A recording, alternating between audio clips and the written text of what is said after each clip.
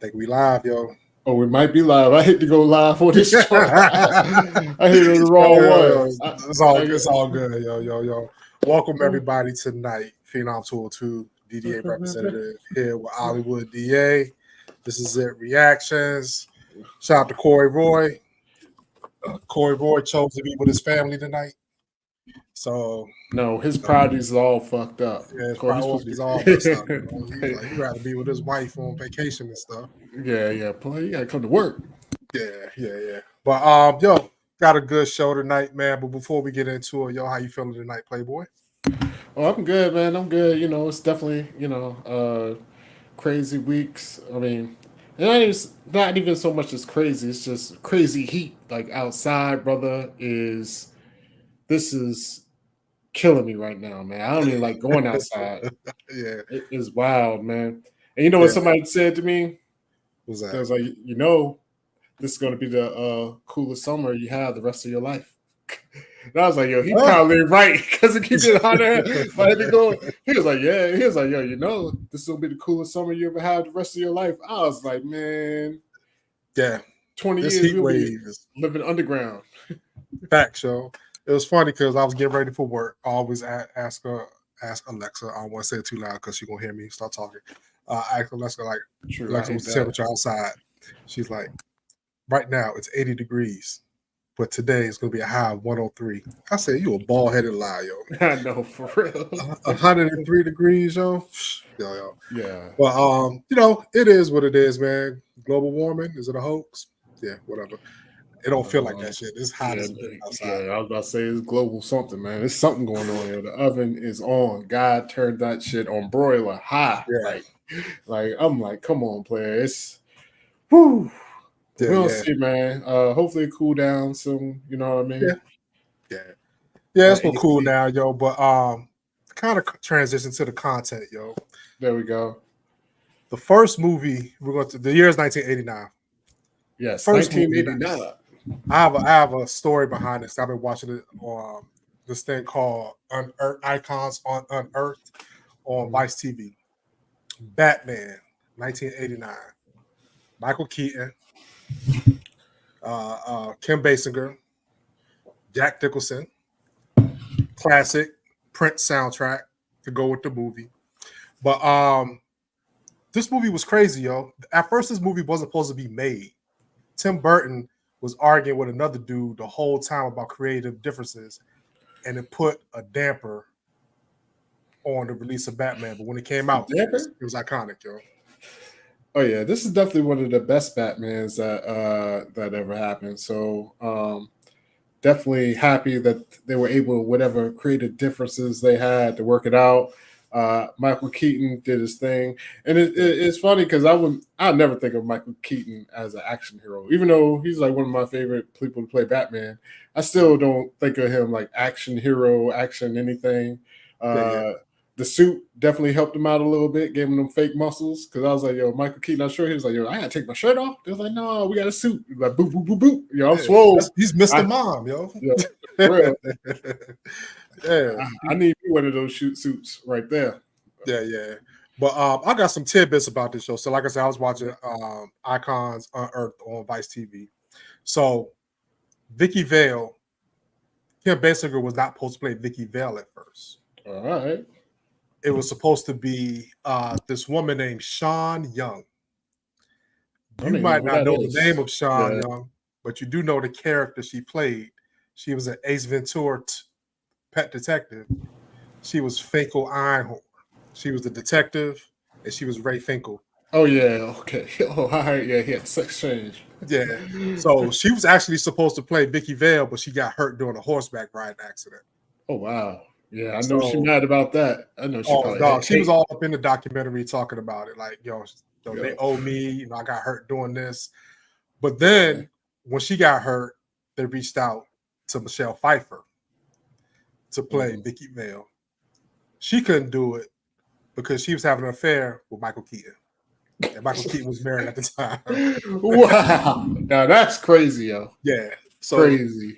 I'm sitting, and these are all the people, like these are all directors and everything behind the scenes. It's such a good documentary series. But yeah. And then she couldn't do it, so they brought in Kim Basinger because the one of the directors was in love with Kim Basinger, yo. And she actually did good as Vicky Vale in the movie. But Jack Nicholson killed it as the Joker. I mean, we already had this discussion. Either him or Heath Ledger has been the best Jokers of all time. So yeah, definitely. Jack Nicholson did his thing. Somebody posted in the chat who you think the best Batman was. Who's been the best Batman? I don't know. I might go with Christian Bale. Yeah. And it's, I don't even know if he was the best Batman. I just think he got the best movies. I like the Dark Knight trilogy, yo. The Dark Knight trilogy got some hits, so I definitely fucks with that. Yeah, I liked it when it went to a darker Batman, more realistic Batman. Because the first Batman was campy. I've loved it for what it was. It kind of harkened back to the '60s, where the '60s really wasn't that serious, but this one started to get a little serious, but still campy at the same time. Batman 2 with the Penguin and all that stuff, same feel. But the other ones after that, Val Kilmer, George Clooney, yo. So Alan, he posted the question, yo. Y'all need to answer in the chat to see who was the best Batman. You know what I mean? I mean, they all did the thing. I'm trying to think. Is there any Batman that I hate? Is there? I mean, George Clooney, he didn't do nothing. Oh yeah, that's true. Actually, I forgot all about him, but that's probably the answer because I don't remember him as Batman at all. He came and went like with the quickness. Yeah. So I mean, it is what it is. It's a good his movie was about. His movie was. I don't even know who the villain was in that one. That's what I'm saying, yo. George Clooney, man, you got to step your game up. At least tell them writers to step up, yo. George Clooney, Batman. Yeah, I really know this. I get one of those things in my Batman and Robin was the movie he was in. Oh yeah, now, there you go. That's why we know. That's why we Poison know. Ivy had Alicia Silverstone was in it. Yeah, I remember. I think that's the one with Arnold Schwarzenegger, Dr. Freeze. Oh yeah, those was horrible. The only thing I remember from this, I think this was the "Kiss from a Rose" song. Yeah, that's Seal song. Yeah, and you mentioned it with the soundtracks. You mentioned it earlier. Prince did a great job with the soundtrack on that joint. Yeah, there's a story behind that too. Prince did such a good job. He loved Batman so much, he decided to do the whole soundtrack himself. Oh wow! And then they said Joel Shoemaker directed 3 and 4. And they both saw. Yes, he did. They did. They did. He definitely fucked that up, man. But I mean, I do appreciate Batman for definitely because before Batman, I mean, we had Superman with Christopher Reeves and what have you. And that was really it as far as superhero movies. I'm trying to think. Like, it was just Superman, and it was a long lull, a little space. Batman came out, and I guess even after Batman there was a little space. But you know what I mean? Batman definitely like kept the superhero movie prevalent on the minds. So shout out to them. But let's transition to the next movie. But you did bring up a very good point, because when you said Michael Keaton, we didn't look at him as an action movie hero. This guy actually turned into one. We know him as Han Solo, but now he has Indiana Jones 2. Came out in 1989.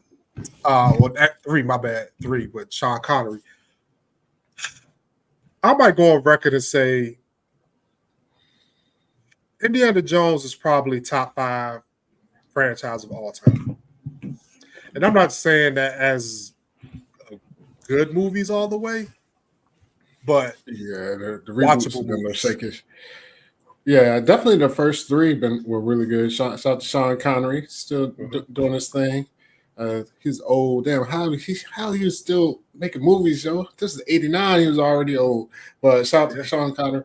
But no, I'm with you. As far as Indiana Jones, it's definitely, as a franchise, is out there. And that was it was right around it was a good time for me. You know, I was a young boy, boom, boom. I was running around, even though I just see like the original theaters and nothing. But I definitely, once I saw it, I thought I was an adventurer. Made me want to be an archaeologist. Go dig up some shit.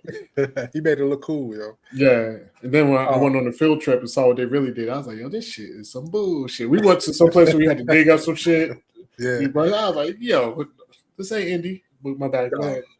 But no, this franchise is good. But it's funny that you say Sean Connery is old in this because this came out in '89. Mm-hmm. He was old. I remember when he came out in like 2000, like 4 or 5, when the League of Extraordinary Gentlemen, he was making movies with that. You ever seen that one? When it was him, Captain Arab. Yeah, that was on like on the boat, traveling, or whatever. Yeah. So he was still doing this thing. He was Alan Quartermain was his character. You know what I'm saying? Yeah. So, I mean, this movie. I mean, it was a good one. It's not the best one. I still think 2 was probably the best, but this was. What's this that? Was good. That's Temple of Doom. Temple of Doom. Yeah, Temple of Doom is definitely my favorite. Yeah. Somebody said it. Kenny P said it. He was like, "Yo, Temple of Doom, Shorty Round was about that action." Yeah. Dr. Jones. Like, you know what I'm saying? I like when somebody else said something. They're like, "Yo, something indie." No, his Dr. Jones. Like when he was like correcting. He corrected him. I need a motherfucker like that. I need somebody just to walk around like, "Yo, say the right name. You don't say my name. Say it right." I even thought about going back to school to get my doctorate, just so somebody call me Dr. Judd, Just like doctor. That's like, it. I hate you. Call me by I'm a doctor. Call me by that. You be like, Mr. Judge. Like, Mr. Judge. I am a doctor. Exactly. Like, you better call me. That's it. So what kind of doctor are you? Medical doctor? Nah. Education, I'm a doctor. Education. What kind of, my doctor's social. No, that's too much. I can't even go that far. I'm a doctor of the theater. Theater arts. But I hate people that use the word doctor in their name, See, but I understand that they earned it and all that stuff, Yeah, they put it in work. Put it in work. But speaking of doctors, transition to the next movie. Michael J. Fox was on his thing. He also had a doctor as a sidekick. Back to the Future 2, Michael J. Fox, Christopher Lloyd. All right. So I don't know how I feel about this movie, I don't know if it was good, bad, and different. This took place in the future, and I really didn't like it as much as people say they should, Yes, it did take place in the future. Let's give a little plot. I guess this was what's his name? I can't even think of the doctor's name. You just said his name. Doctor, whatever. I can't remember his name. Yeah, Christopher Lloyd. That's what I was gonna say. He came back, got him because Biff is fucking up the future. Well, so no, his son was messing up in the future. His son was like getting in trouble. He was like, "We gotta save your son because they'll get in trouble with Biff's son." So they go to the future. He ends up. Didn't he leave? He left an almanac. Almanac, so he could. Yep, it was an almanac. He had access to the future and all that shit. Yeah, so Biff ends up getting it one day and getting rich and all that. So, but no, I mean, I like this movie. It was pretty good. I mean, it definitely wasn't good as the first one, but I do have to say it has some iconic scenes. Like it has 2 things that were beyond crazy, at least for me at that time. First off, the shoes. Yes. The shoes were motherfucking groundbreaking at the time. You know what I mean? As far as like for people, like I remember when Nike released them. Yep, of course. Nike ended up releasing the shoes and they were selling for thousands. They were selling for thousands of dollars. And this was before the sneaker craze was like that. Yeah. This was decades ago. This just went for thousands of dollars. And the second iconic scene was with the hoverboard, The hoverboard, Dog, when I saw this movie, I just knew hoverboards was going to be a thing, Like, I was like, by the time I'm this age, we are going to be on a hoverboard. We're going to be loving this shit. And this still hasn't came about. No flying cars. In the Jetsons, it was like 2000, whatever. Yeah. Ain't no flying cars. Ain't no hoverboards. Elon, what the fuck is you doing, man? You fucking up. Where you at, Elon? I'm asking you a question. How much do you think the Back to the Future shoes cost right now? If you was to go online and decide to purchase. And they fresh, like great condition. Probably like 1,700. 28,000, yo. Hold on. You said 2,800. 28,000. Hold on, 2,800. 28,000 for these Air Mags, yo. Yo. Yeah, and that's brand new. Pre-owned is 15,000. Yo. That's crazy. Wow. Yo, I can't even imagine spending. I mean, I guess you'll never wear them. They're just collector's items, but 20,000, 30,000 for some kicks is wild. Yeah. And you know what's crazy? You know who got a pair? Who's that? Our boy Drizzle. Oh. Dre. Oh. Because remember when they came out, he bought a pair. He bought 2 pair. And he's like, I got a pair. I ain't never ever going to wear. I'm just putting it in the box or whatever. So I remember when they first came out, Dre got a pair. This wasn't when it was 28,000. Yeah, they was bullshit than that. 28,000. But because we wore up to the club, we was like, yo, wear these to the club, whatever. But then he was like, yo, I got a second pair. I don't never put it on my feet type of deal. Mm-hmm. So that's crazy. He still got a pair, yo. And the Air Max, mint condition. Yeah, that's crazy. An investment. I've never seen them in person, but yeah, shout out to Back to the Future because you did Back to the Future 2 did give us some iconic stuff. Them shoes is crazy. Yeah, but crazy. Next movie up, Dead Poet Society with Robin Williams. Show. Do you remember this movie? This came out 89. Our preteen years. Do you remember seeing this movie? I've seen it. I don't remember it, yo. So you just don't have to. You know anything about it? I just remember he was a teacher. And he was. That's it. So but we all go back. I wanted to throw that out there for everybody because it was one of the highest grossing movies of 1989. Yeah, I do remember Robin Williams in this serious role. Yeah, and I feel bad because Robin Williams is RIP, great actor, a great comedian. But yeah, I remember seeing it, but I just don't remember anything about it. You know what I mean? Yeah, I kind of want to go back and watch it, yo. So let's go to the next one, man. The Little Mermaid came out in 1989, yo. I've seen this movie more times than I like to have seen it. Oh, for real. Yeah, and I mean, it's a good movie though. I can't front. Yeah. You know what I'm saying? Yeah, it is. My bad. I'm missing the Little Mermaid slide, folks. Forgive me. But yeah, Little Mermaid was definitely a good movie. I watched it a few times as a child, and then I got a little brother when he started watching like Disney movies. That shit used to come on. I watched it then, and I don't think Cam and my 2 kids they did go see it. They just went and saw the live version. I didn't go with them though. I got a friend who she wouldn't let her daughter watch it at all because she's like it's something misogynistic. She gave up her whatever for legs and this and that. And I was like, yo, you talking too many big words. You're taking it way too serious, you know. Yeah. She was AOC in it all about this. She was like, she'll never watch this movie. I was like, yo, you crazy as hell. But I mean, Under the Sea, great song. Under the Sea. You know what I mean? Great song. Yeah, man, had a great song to it, very catchy. So I'm just run down a couple movies that came out in '89. There's people putting a lot of good stuff. Yeah, that's what I'm saying. There's so many on this list. Man, y'all are killing it tonight with these. So I'm gonna throw in out Tango and Cash, yo. Sylvester Stallone, Kurt Russell. Yeah, crazy. Gave us the line "Foo Bar," yo. Fucked up beyond all recognition, yo. I love Tango and Cash, yo. I'm Going to Get You Sucker came out in 1989. If you haven't seen it, I'm Going to Get You Sucker, you need to stop what you're doing and watch it. Kenan Ivory Wayans. It was an ode to the blaxploitation movies back in the day. Such a great movie. Had everybody in Jim Brown, Isaac Hayes, Chris Rock. That's when there was how was it down? There was OG and Over Gold. Over Gold, yo. Yo, it was like, do you want to take the elevator? On the stairs. On the stairs.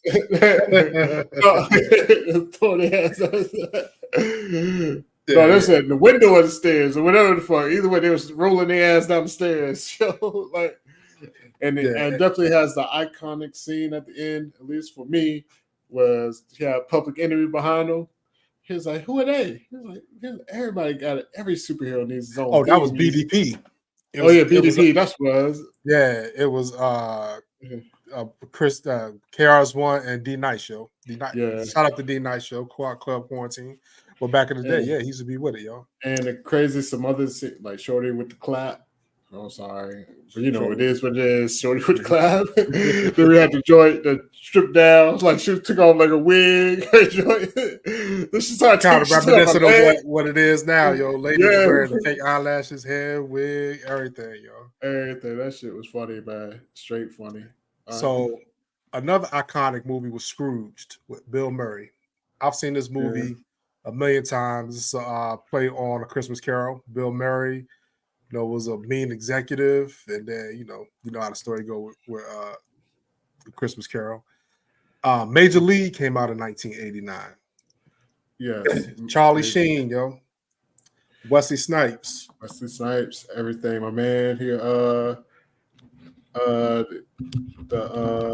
can't even think of. I don't want the Haitian or whatever. He used to fucking. Third ball for shit. But we had Wesley Snipes. He's hit that bat. How that shit bounce back. Yeah. Say hey, Willie Mays, yo. Yes. Yeah. Cyborg. You ever seen Cyborg? No. With Jean-Claude Van Damme. You never seen that? It's like a futuristic one, and he had to fight this like big old dude who killed his family. His family was hanging in the well. And he had to hold him with the barbed wire. Yeah. Cut about like that, yo. Yeah, we keep moving. Somebody said Roadhouse. Yeah. Well, I don't know. Yeah, it did actually. Matter of fact, I grabbed a picture of Roadhouse. Roadhouse came out. Shout out to Patrick Swayze. Yeah, I don't know if he can fight, but after I saw that movie, I was like, yo, he can fight. Yo, Patrick Swayze fucked me up. Yeah, it had to do with the beard. What's the dude with the beard, yo? With the mustache, Sam. Yeah, I don't know his name. Yeah, I don't know his name either. But what you think about the new Roadhouse? It was all right. It was all right with your boy, Jake Gyllenhaal. Jake Gyllenhaal and Conor McGregor. I enjoyed it for what it was. It was a little over the top, but it was a Amazon Prime movie, and good for what it was. Well, so what you got? I know you got some movies that I missed that might be good for you in 1989. Yeah, well, first off, I gotta give a shout out to one of the greatest movies ever in my lifetime, Do the Right Thing, Spike Lee, Do the Right Thing, man. And honestly, it's reminiscent of right now, yo, because there's a lot of tension in the air, and it was hot as fuck. Mm-hmm. Like, that was the main thing, because they kept talking about this record breaking heat. And it's funny because everybody been like, it's 103 degrees. Like, yo, dog, it's like 115 right now. But either way, definitely Do the Right Thing. Have my boy motherfucker D. If you haven't seen the movie, it probably makes no sense to you. But go watch the movie. It does a good job of, like I said, breaking down just like a neighborhood and how the kettle can just blow off of like something just happened and the kettle just blow like crazy. You know what I mean? Yeah. And honestly, probably like I said, it's funny. It's kind of feels like that way now. You know what I mean? Yeah. So if anything, we all need to get our asses together and sit down and talk somewhere. But Sal's motherfucking pieces. Sal pizza, yo. But it had great dialogue in there. Yeah, it did. I mean, it had because why like the boy, why were the brothers on the ball? He's like, you get your own restaurant, you put whoever you want to on the ball. You know what I'm saying? Yeah. But it was a good movie, man. Rosie Perez in it. Fight the Power was one of the biggest songs out. And R.P. Danny Aiello. Yeah, Aiello. Aiello, I can't say it out Sal, right? Yeah, so you know what I'm saying. Kathy said it, Do the Right Thing was the movie. Yes, it was. So, but also, Danny Aiello, he must have he had another good movie, Harlem Nights. Came out in 1989, yo. Oh, wow. Cricket Cop in Harlem Nights is a sleeper movie, yo. It's really good. But Rotten Tomatoes give it like a 55 or 56, yo. That's why I can't trust that site. I mean, it's not for everyone. You know what I mean? But it's good, definitely not. But it's definitely a lot of good movies that came out in 89. 89 was a stacked year. Other one that I put was Uncle Buck. That was just a personal favorite of mine. John Candy, Uncle Buck was funny as hell to me. You know what I mean? Yeah, So, everybody has an Uncle Buck, yo. yeah, it's definitely like relatable if you got somebody just in your family. There's always the one uncle who'd be like, "Yo, fuck it, we just do whatever." Like, he don't care. You ain't his kids. He don't give a fuck. We rolling. You know what I mean? Yeah, facts, yo. All right, so we're gonna transition. Go ahead. Before we transition, just want to give a shout out to Marie Judge. Thank you, appreciate you, Mama. Thanks, Mama. And everything going on. And as always, Karen. Karen is in the building. Yo, thank you so much for the love, and I appreciate everything you do for us and for this channel, keeping this chat live, Karen, and comment section live. Yo, definitely appreciate it. Of course, yo. So let's transition to some music, yo. 1989 has some bangers. Has some icons still doing their thing, taking over the 80s. Madonna, Like a Prayer album came out. So I've said this, if you go back, if you haven't seen all our lives, you can always go to our YouTube channel, click on the live or the playlist, click on that. It'll give you all the years that we've done from 80 to 89, 90 to be 99 next week. I've always said Madonna is the queen of pop. And some people push back on it, but I'm gonna stand on it because ain't nobody proved me wrong yet. She had the 80s and 90s on lock. Nobody can argue with that. They can try, but they can't. But so she had two. One, Like a Prayer came out and Express Yourself were the two biggest hits off that album. Yeah. And Like a Prayer, yeah. That's just motherfucking super through the motherfucking. Ain't no arguing about that one. Like a prayer. For the very first time. That's like a version, yo. Oh, no, what's Like a Prayer? I said Like a version. What's Like a Prayer? Oh my God. See, I'm over here because I'm doing too much. I started typing and I fucked up, yo. Sing the song, man. Yo, I can't say it, yo. But I would say this though. That song it came out in 89. Man, this album actually went fucking triple platinum, yo. It was one of the biggest albums ever. And Madonna was into the club scene very, very hard at this time, yo. Like a Prayer was like Karen said it best. It's like a gospel type feel to it. Something different from Madonna, yo, because she didn't really venture into this type of music, yo. That I remember. Yeah, it's a damn charger.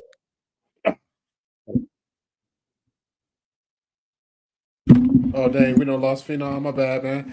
No, now I remember like a man down on my knee. Okay. Yeah, I'm out of it, man. So definitely Life is a mystery. Yeah. Oh, now you're saying. Yeah, now when I needed you, you want my bad, yo. I had to get the melody in my head. Yeah, let me embarrass myself first. It's all good, yo. Yeah, it is for sure.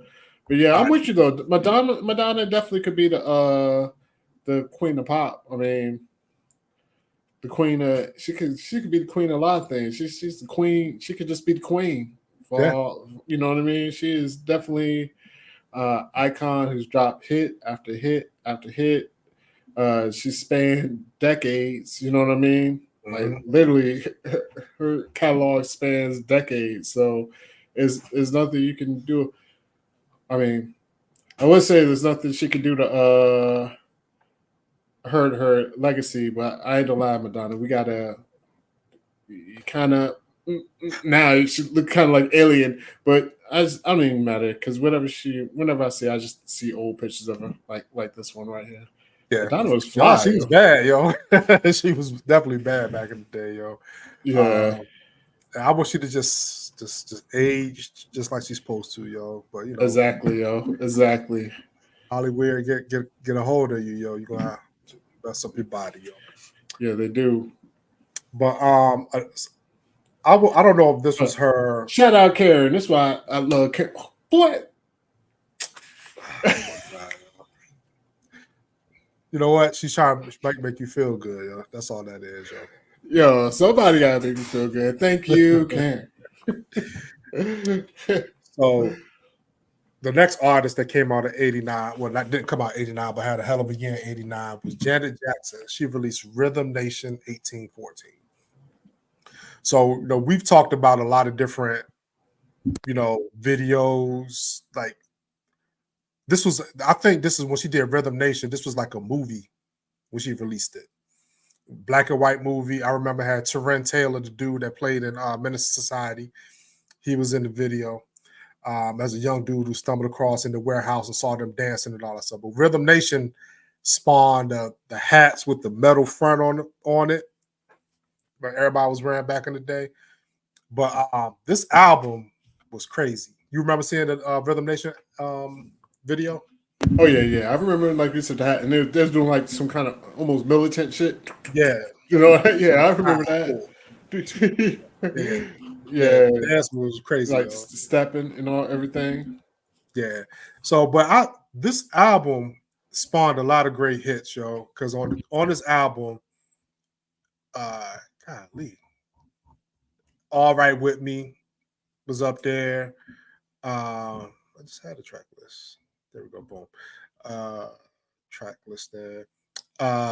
Miss You Much. Love Will Never Do Without You. Escapade. Black Cat. Come Back to Me. Yo, this album was fire all the way around, yo. But, it's definitely a good album. I know I'll probably get hate for this. So, like, I ain't to lie, I ain't the biggest like Janet Jackson fan outside of like her radio songs. I don't know like too much of her catalog for real. And Let the Arrows Come. I'm sorry, folks, but I mean the songs she do got, and I love.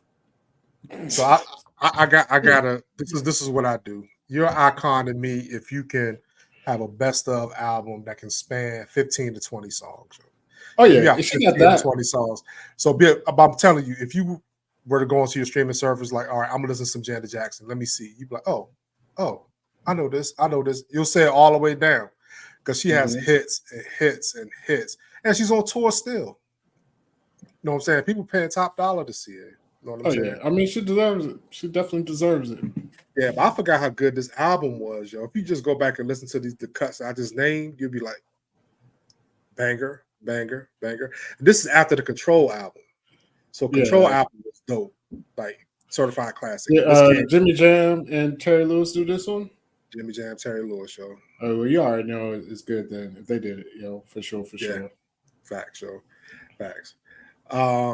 Next one up, I just seen somebody put her in there, even though she came out in '88. Her album debuted in '89. Forever Your Girl, Miss Paula Abdul, yo. We do got Straight Up on the Channel by Paula Abdul, which is a great song, yo. She was the it girl, man. She didn't have the best voice in the world, but she was a great performer, and she had made some good songs, yo. And plus, she dated Arsenio Hall for a second, yo, which is crazy, yo. But that's how it goes. So. Oh yeah. Shout out to Paula, yo, because I mean, people joke on Paula or whatever, but she got some songs. I mean, she got some hits, yo, and some joints I like straight up. Now tell me forever. Yeah. Yo, 2 steps forward, 2 steps back. You know what I mean? Opposites attract. Opposites attract. So I mean, Paula, she definitely did her thing. XO Bob agreed with you. Arsenio Hall was in love with Paula. Yeah. I'm gonna give both of y'all some push up back on that. I think Arsenio Hall was in love with Eddie. Oh, well, That's all I was gonna say. Like, but he liked Paula. He liked Eddie. That's it. I think he made shit. If you was famous, I'd be your Eddie Murphy, yo, or your Arsenio Hall, because he rode his coattails, man. And I can say he rode his coattails. We'll be boys. You had to be not like they just laughing, not like all of the movies, bro. He put him in Harlem Nights, yo.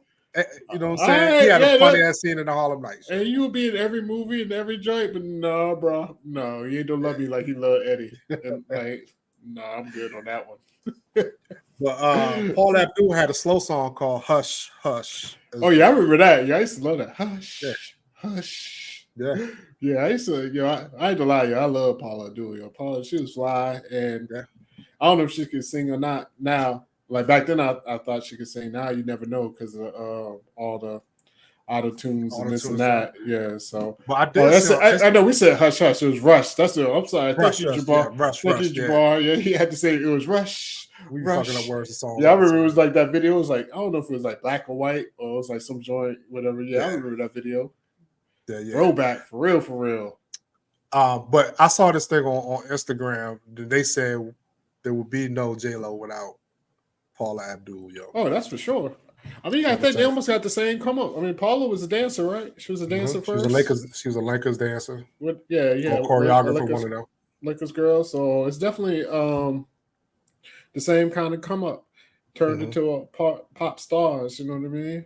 Yeah. They got the same look. Yeah.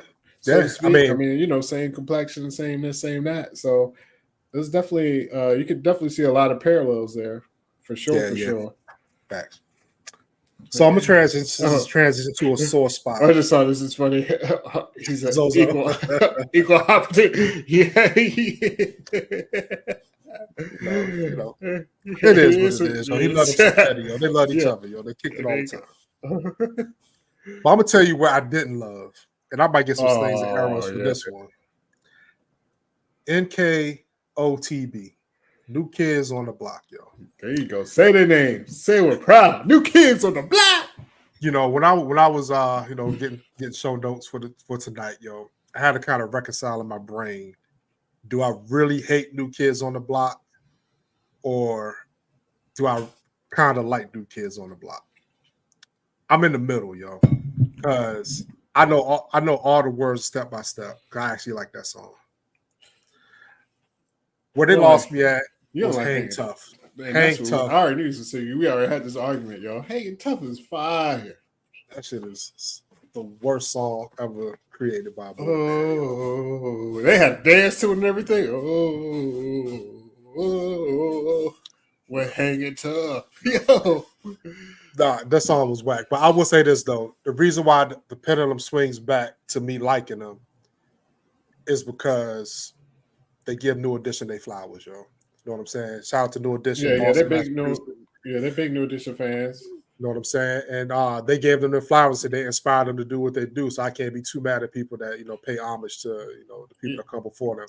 Yeah, I think they're not a bad group, because I remember You Like to Write Stuff. I actually like that song too. I'm like, oh, maybe I do like them a little bit, yo. And none of the members ever did anything problematic in my eyes, yo. Yeah. So, yeah, I don't know. I mean, but as far as the group, though, I mean, I like it, man. You got that right stuff. Yeah. And, they ushered in, I'll say because New Edition was definitely pop. It had more of an R&B twinge, but it started off pop. Yeah, they were definitely in the beginning, they were definitely like pop, like Mr. Telephone Man, all that type of stuff. And then New Kids on the Block. I mean, we all know it's the same dude behind both the groups, right? Isn't the same guy behind this? Maurice Starr. Yeah, Maurice Starr. Yeah, there you go. Dude with the curl, big man with the curl. So he slid them right in, and they did their thing. So you gotta think, New Kids on the Block, and at that time, I mean, they were big groups, and even way bigger artists. Like you see, like Michael Jackson was a way bigger artist. Mm-hmm. But for us at that time, like New Kids on the Block had motherfucking lunch boxes, motherfucking Trapper Keepers. Remember Trapper Keepers? Yeah, they had the motherfuckers on Trapper Keepers, like backpacks. Like, it was like they swept the world. I mean, at least our world as far as kids, you know what I mean? Yeah, like, we were 12 years old when they came out. Yeah, that's what I'm saying. So that was it's that time. Like, all the girls loved them and they had all the shit, yo. Yeah, for real. If you didn't have a trapper cap, what is it, trapper keeper? Trapper keeper. Yeah, you was whack. You didn't have a trapper keeper, you was you couldn't sit at our table. Can't sit at our table. Go ahead. I will say I appreciate New Kids on the Block because like they took the formula, or they were put into a band, took the formula and became global icons, superstars, and they even relevant because like Donnie Wahlberg, I know he was dating Jenny McCarthy for a while. Jordan Knight, he had his own single, his own solo career, which he actually had one song. I can't think of the name of it, but it was like an amusement park. Yeah, that was a big song at the time when it came out. Yeah, and his brother Jordan or John, whatever his name is, he's on HGTV, building houses and shit. The other dude looked like a mob boss. I don't know where he at though. Like he always looked out of place to me, yo. You know what I'm saying? But yeah, just in general, I mean, New Kids on the Block, they definitely had their place, their time, and you know, they did the thing, man. They definitely did the thing, yo. I'm not hating on them at all. But there's another group that came out in '89 that people was hating on, but they weren't hating on them at first. They loved them at first. Motherfucking Milli Vanilli dropped "Girl, You Know It's True" in 1989, yo. So I don't care if they didn't sing it, yo. None of that stuff. "Girl, You Know It's True" is one of the funkiest songs ever made, yo. There's not too many better songs than them from the 80s, man. You can't argue with whoever. They had everybody on lock. Everybody thought they could sing for real. They had the moves, they had the look, they had the sound. And then they had another song, "Can You Stand?" Blame It on the Rain. Blame it on the rain. They had like a little slower pace song, but thoughts on Milli Vanilli, yo? I mean, Milli Vanilli was the shit. I like Milli Vanilli songs. I ain't ashamed to say it, yo. I mean, what? And I'm not gonna lie. I had to. I'm stealing this from Joe Button, yo. What's the biggest room in the world, yo? Biggest room in the universe. What's that? The Room to Grow. So as a child, I was like, fuck Milli Vanilli. I hated Milli Vanilli. Well, I didn't say hated them, but especially, I mean, after all, I was like, look at the funny hair. But as it grew, Room to Grow, brother. The best room you can go to, not the best room in your house. Yeah. Milli Vanilli is fire, yo. Blame It on the Rain is a good ass song, yo. Yeah. You know, I think there might be something circulating out there in this world with you and paying homage to Milli Vanilli somewhere, yo. I'm pretty sure you can bless us one day with that. But I'm not even ashamed, yo. I do it right now. No, I love it, yo. You should. Yo, all right, folks. This sort of oh shit, y'all really about to just do this shit, y'all. It is, yo. One Halloween, me and my boy Tony. Actually, Tony was one of the lives way back in the day. Man, she was like, "What we gonna be for motherfucking Halloween, yo?" We decided to go as Milli Vanilli. Yo, hold on. Booyah. All right, so it ain't that big though, yo. We had the joints, the fake hair. Like we was doing our thing, boy. We was wilding, yo. Milli Vanilli. And they got Corey in the background.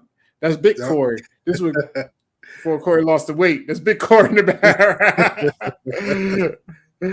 Yo, oh, that's hilarious, yo. Yeah, we definitely did our thing, yo.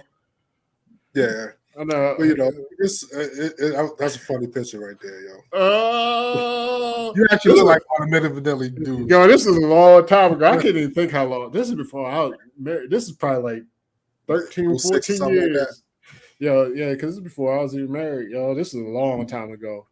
But we went out on the streets. Yo, we had a good time, man. Me and Tony, everybody was like we was doing chest bumps with people because we went out Grammy Street, and you know, like basically Grammy Street for people to know. It's bar like life, yo. Yeah, it's like a string of bars. Mm-hmm. So we were just like, boom, we was out there, and everybody was outside, like wilding. It was a good time, man. I really enjoyed myself. So Shout out to Milli Vanilli, yo. I paid Yeah, homage. I proof to you. but you have room to grow, yo. Room to grow, brother. Room to grow, yo. That's what it's all about, yo. Yeah. Yeah. So, but also there was 1989 hip hop was starting to take form. So some of the biggest hip hop albums came out. Is a Big Daddy Kane thing came out. EPMD Unfinished Business. Yep. 3 Feet High and Rising, De La Soul. Beastie Boys had Paul's Boutique. Okay. 2 Live Crew, yo. Came out in 1989. Had the whole Congress on smash trying to get rid of these. That's when we started getting explicit content stickers on the albums because of 2 Live Crew. You know what I'm saying? Your boy Big LA came out with Walk with the Panther, yo. LL Cool J. I don't acknowledge that one. Yeah. MC Light came out. It just had this. Everybody was dropping hip hop albums in 1989. It was just a slew of albums. Shout out to 89 for the hip hop. And Jamal, he brought it up. 2 Live Crew, crazy. RIP. Like 2 Live Crew was definitely like nasty as it wanted to be. You know what I mean? This songs was, like you said, those brought the motherfucking explicit lyrics, like and it's funny. It definitely had the reverse effect. They did that, like to warn people not to get them. Yo, once they got the explicit lyrics on it, it's like, yo, I want that out. Like that's the one I want. I want the one you trying to hide from me. You know, you're trying to hide from me, yo. And Alan, he great. He said, Milli Vanilli rocked at 89. Yes, they did, sir. Oh, they did. As always. But 2 Live Crew had the fire album cover. Cause that was the first time I seen some cheeks on an album like that, yo. Know what I'm saying? But yeah, 2 Live Crew. Shout out to Luke Campbell, yo. Yeah, so definitely shout out to Kathy with a joint, because I forgot was EPMD. I think it was the album that came out that year. Yeah, it was Unfinished Business. Unfinished Business. There you go. Unfinished Business. Yeah, Eric and Paris making dollars, yo. Making dollars. One of the coolest names in hip hop, yo. That's crazy, yo. Yes, sir. The Green Eye Bandit. Chicago clubs at Skid Row got 18 in life. You know what? So it's funny because we got a lot of slander for talking about Skid Row. I remember you. Yeah. And it's so funny. And I'm listening to 18 to life. And it's, you know what? Because people were like, you need to listen to this song. So it was kind of split down. I can say split down the middle. It was like 70-30. 70% people said y'all suck. The other 30% said I agree with y'all when it came to it. But so everybody threw out 18 to life as far as the next song we should do by Skid Row, because I remember you, like I said, always said it was a cookie cutter song, yo. It didn't move us. And people thought we were shitting on the song like it's the worst song ever made, yo.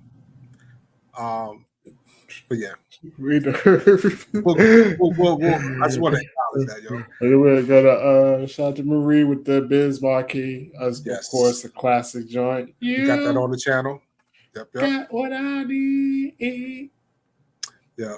So that, and shout out to MC Light. She dropped Cha Cha Cha that year. You can cha cha cha with a smile they grab. On the fly, man. That you heard. That's fine. Yeah. Shout out to MC Light Cut and her doing her thing, all voiceover queen. She voiceover for everything nowadays. Every award show she on, she got that voice, man. Yeah, she definitely got that voice. So yeah. So couple TV shows came out in 1989.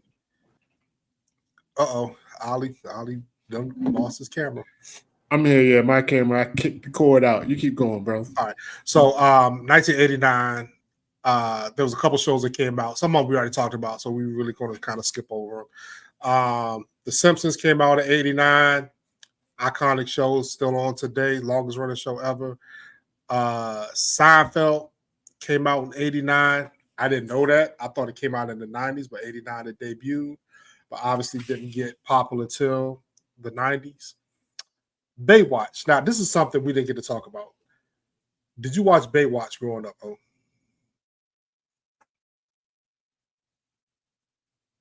Where you at, yo? You gotta add yourself back to the screen, back to the joint.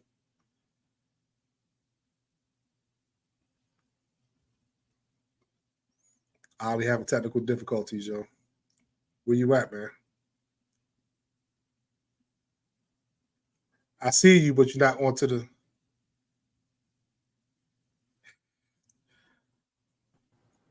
Yo, I was trying to fix the joint. Yo, you gotta.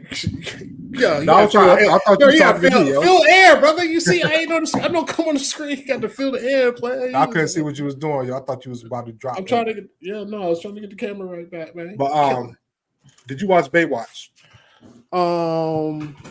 Not consistently. Like I wasn't like a big Baywatch fan like that. I watched it when it came on. At least I watched like 10. I watched it when I put it like this. When they were having like some kind of conversations or something, I didn't watch it, and then I flip. Then I come back and be like, "Oh, they're on the beach. Somebody running." God, I don't want to get myself canceled. If somebody was running on the beach, I'll watch. You know what I'm saying? No, I mean that was part of the show, yo. Pamela Anderson, yo. I mean, that's what it was. It was all about red bikinis and David Hasselhoff, yo, and Pamela Anderson, yo. Yeah. But the funny thing is, I think this show kept David Hasselhoff so relevant for the rest of his life, because obviously we know him from Knight Rider. You know what I'm saying? Shout out to him. But then when he transitioned to this, it was like very campy. And then he just went over to Germany and started making music, yo. This like, I know it kind of like basically like saved his career. Well, not so much saved his career, but yeah, I guess it kind of saved his career. And it's funny, they said they shopped it around to a lot of places and people won't pick. Companies won't picking it up. But when they did finally sell it and they motherfuckers started airing, like boom, that shit blew up crazy, yo. So it had a good premise, yo. I mean, like I was a real big fan of it, but I understood why it blew up, yo.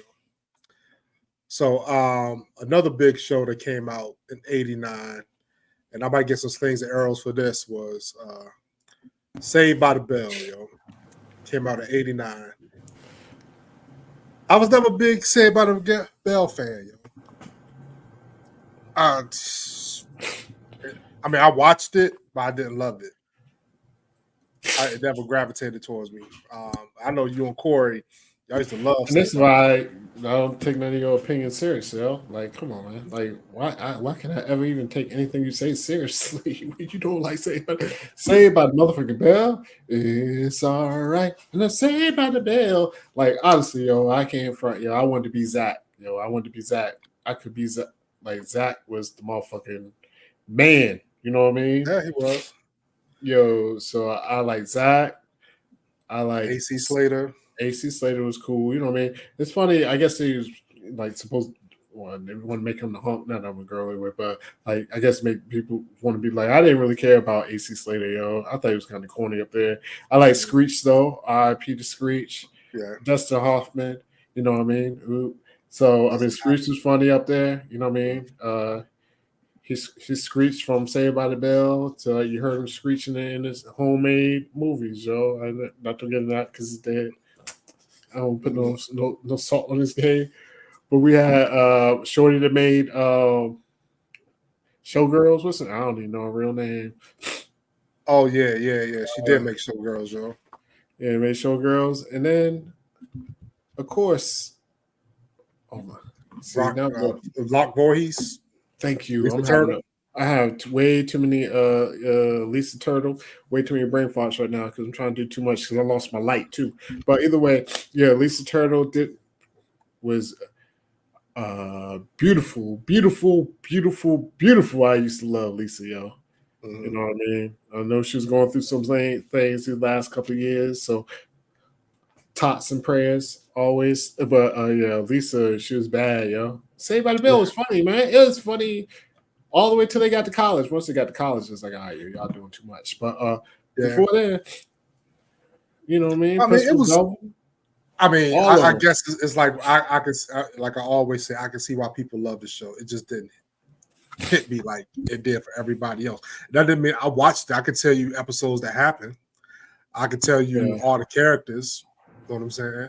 So Yeah, Chicago. Elizabeth Berkley, that was her name. Elizabeth Berkley. Yeah, she was Jessie up there. And then, of course, somebody had to say, Showgirls was not, yes, it was the worst movie ever.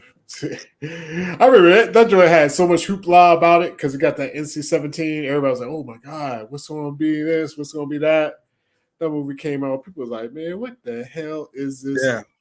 Like, it don't matter how much skin you show. You got to at least have a movie. Like, it was I horrible. don't even know if I don't know if they just thought the skin was on carrier or what. Yeah, and Shorty from Saved by the Bell, this was like her breakout.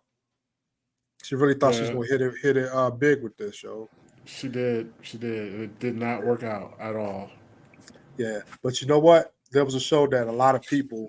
Oh, there you go. Tales for the Crypts came out in '89. The Crypt Keeper, I think it was on HBO when it first came out. Tales from the Crypt back in the day. You never watched it with the Crypt Keeper and all that stuff? Yeah, I did. I didn't know it came on HBO. Or maybe I don't remember when it came on. But yeah, I just watched it. Yeah, it came on. It came on HBO from '89 to '96. Damn, it was on for that long. Oh wow, yeah, I didn't know it was on for that long. Yeah, but there's another show that was on for a very long time. It's currently in syndication, and it shows. I think this spawned a lot of different cop shows on now. Cops came out in '89, yo.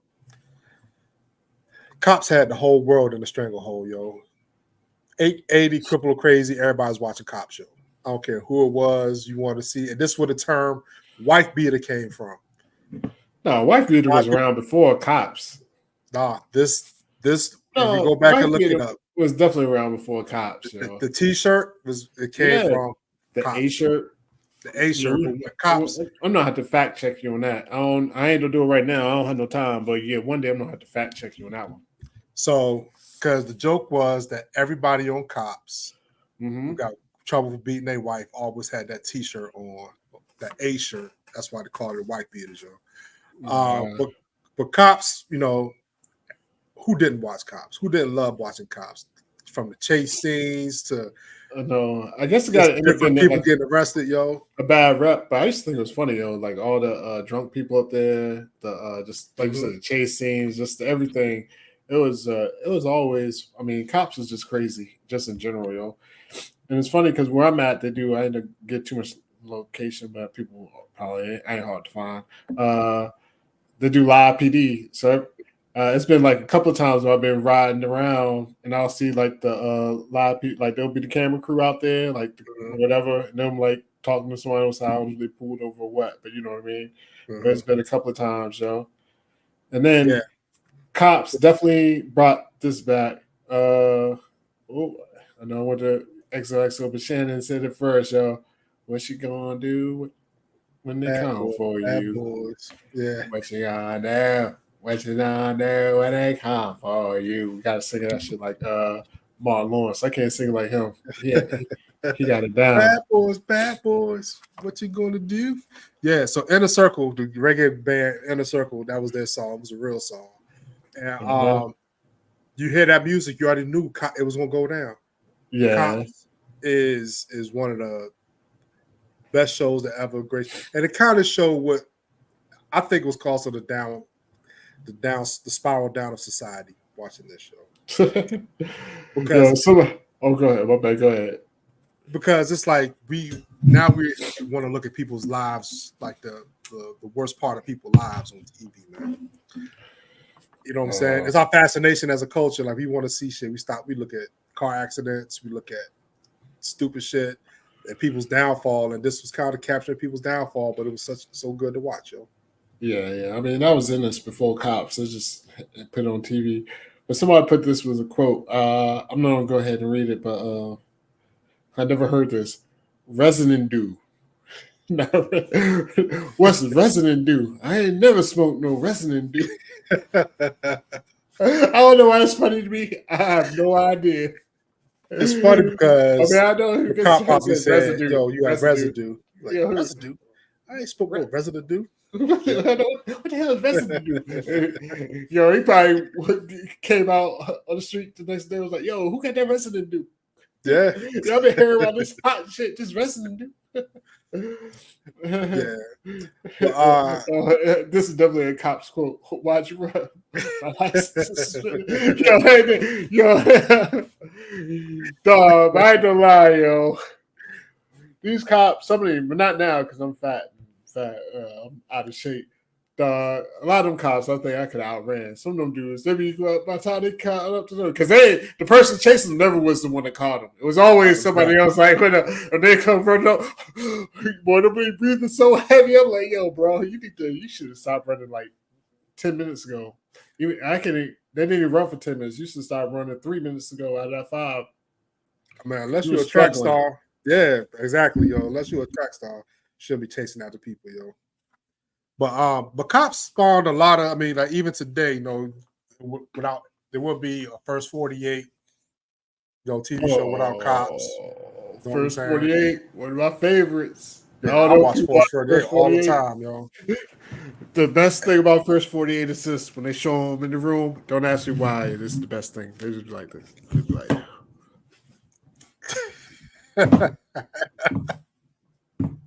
They come in there, they're like, how you doing? No, I'm all right. You cold? No, I'm all right. They always got that shirt up. Because they know they're in trouble, yo. They know it's over with, yo. Yo. And unless you probably don't get it unless you watch First 48. But yeah, First 48, that's what they always do. Yeah. That's what they always got do. their arms in their shirt just sitting there. Yeah. They be doing that too. Cold as a bitch. They be cold them, freezing them out there. Oh, shit. I'm sorry. I said that was way too loud. Tall Man Randy. Thank you. There you go. Okay. I stand corrected, yo. I would say I was like the 80s, though. They were saying white. Yeah. So, Tall Man Randy. There you go, yo. Correcting me in real time, yo. I appreciate that, yo. That's why I like the quotes, yo. Yeah, that's what we do, yo. We throw out the Ethernet, supposed to get fact checked, yo. And I accept my fact checks because that's how it's supposed to be. Facts, yo. But yeah, it's like First 48, Cops. There's a whole bunch of shows that spawn, and I think we just love watching it, yo. You're right though. Yeah, Cops definitely like put some stuff on, yo. So it's a crazy time, yo. Yeah. So let's transition to technology and gaming. Well, before we go to tech, just a couple of honorable mentions. Somebody mentioned Family Matters came out in '89. Family Matters. No. And that's definitely a classic show. Shout out to Urkel, who wasn't supposed to be up there. And I ain't gonna lie, I threw him up in the slideshow. Doogie Howser, yo. Doogie Howser. Oh my goodness. Doogie Howser was the man, yo. I got a question. Would you let they be like, yo, this kid is a genius. But you don't know for real. I mean, they're just telling you he's a genius. Would you let him operate on you? You just see him walk in the room.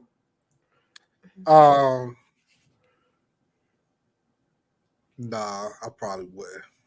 Hell to the no. I don't care if they be like, yo, he's scored perfect on his SATs. Nah, bro. I'm not letting this little motherfucker operate on me, yo. Nope.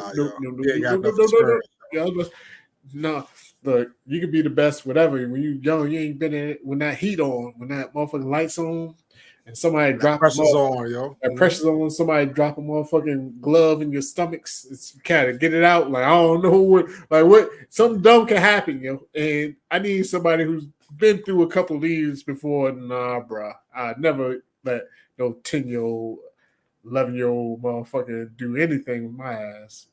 That's not funny, yo. I'm not in church. Nobody. Nah, bro. Nah, I'm good. But you know what? It's funny because this show, Doogie Howser was a pivotal show. It stayed on for 4 years. I remember. And I remember Doogie stayed with his parents. He had a friend that always would climb up like on a tree or something. Yeah, he was a funny friend. Yeah. You know what I'm saying? He had a friend like that.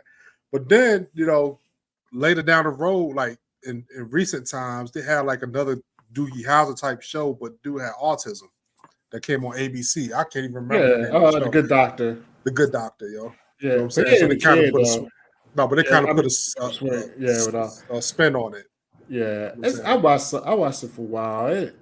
But I kind of got tired of the actor. Yeah, that's who it was. Vinny. That was his friend. Yeah, Vinny. Yep, Vinny. Yep, I Uh-huh. remember that. Yeah, Vinny was Yeah, yeah. funny. And shout out to Neil Patrick Harris, yo. He did his thing, yo. He got one of the best Tony Awards openers. Mhm. And like he just grew up. Like he made it, yo, as far as like all the kids Yeah, shows. How I Met Your Mother, yo. Yeah, It was on from a being a kid syndicated TV show. star, you know what I mean? Yeah. The successful in life, didn't Mhm. crash out because it's hard for them kids back then. Back then, all the kid stars crashed out, like Yeah.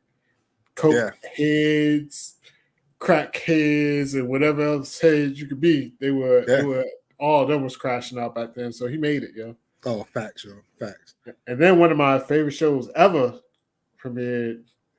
And that was motherfucking American Gladiators premiered, yo. Dog. I had no idea all the drama, all the Yeah. shit Oh, that you went on watched the behind the Netflix scenes. joint? Yeah. Do yourself a favor. If you haven't watched the American Gladiators documentary on Netflix, y'all need to watch it, yo. It's crazy, yo. And I didn't know that shit was real. As far as Oh yeah. the stuff going on the show, I thought it was kind of actors, like they kind of let people win. But nah, they was really fucking people up. They was breaking people's arms, ACLs was getting torn, all that stuff, yo. Yeah. Yeah. So American Gladiators, like you said, if you haven't seen the special on Netflix, you should watch it. It's definitely a good documentary. Even if you're not into the show, just the drama that was going on, like in front of the camera, behind the camera, just how they pulled the show together. Like they was really pulling that joint together by like Mhm. smoke and mirrors, shoestrings, and whatever else. Like you can imagine to get this joint on it, like working it on the air. They pulled it off though. So shout out to them. This is kind of crazy how they kicked them off the show too, though. Oh yeah, no love, They, yo. they won't get paid nothing. Like them folks, the corporations behind them, like whatever the company behind them got paid. Everybody in front of the camera got nothing. You got Mhm. a bottle of Gatorade and a pat on the back. Yep. Like, yo, No don't you benefits, no health care, none of that stuff. you like being on TV, right? It's that type of deal. So it was wild. Yeah, one dude was like on Venice Beach. He was just lifting weights, and they was like, "Yo, you want to be on the show?" Brought him on the show because he was a buff dude. He had to look. You know what I'm saying? Yeah. But I got a question for you. What was your favorite event on American Gladiators? If you had to go on American Gladiators, which event would you be like, "Yo, I want to do that shit"? The one I would want to do is the one where they were shooting the shit Everybody wanted at to do you that from shit. up top. You had to run. They were shooting like tennis balls at you. You had to hide You had to behind run. the Yeah, you shoot out and slide. Then you get your little like crossbow. Like whatever Yeah. that's probably what I would do, yo. Yeah, I could tell you that's the one I would do. I could tell you what I would not do is the football one. Oh yeah, nah, never that. Yeah, Nah, that's definitely out of here. The big buff dudes be smacking dudes, yo. But yeah, shout out to American Gladiators. It's still in syndication, yo. Still come on TV. So, yeah, let's switch over to tech, yo. yeah. My 89, yo. 89 tech. The Nintendo Game Boy came out in 1989, revolutionized the handheld experience, revolutionized my childhood, and a lot of kids' childhood, and a lot of parents' childhoods for some of these parents because they could just give it to their kids, and the kids would sit there and shut up while they need to do stuff, yo. But the Game Boy was pivotal, yo, in my life. I mean, I remember you bought it, you had Tetris, and I think you had Mario. Was like the two games that you can get at one time with it. Did you have a Game Boy? I can't remember. If I know I had. Me and my sister had one. no, you know I have a Game Boy, and this that's how old we are. I used to go, but this is a few years later. But I used to play your Game Boy to death. You probably Oh know. yeah. Yeah, I used to play your game. I play, yo, that Tetris motherfucking ruined my life, yo. Yeah. Tetris motherfucking hours upon hours. But yeah, I didn't have a Game Boy, man. I was deprived as a child, but I'm glad you did. Yeah. My people. So I'll be at your house playing that shit. Yeah. And it's funny though with the Game Boy, my sister had one and I had one. We was because we were the oldest grandchildren, so we got a lot of stuff. But you can actually play against each other. There was a cord that you can plug up to both Game Boys. You can battle each other on the Game Boy. You can play at the same time on a different game show. Oh, yeah. But yo, no, it definitely changed. But I'll tell you one thing that sucked about the Game Boy. That shit ran off of AA batteries. Oh, yeah. You get in the middle of a game. Yeah. Oh, yeah. And the screen just started fading because the battery didn't went out, yo. Yeah, well, no recharging.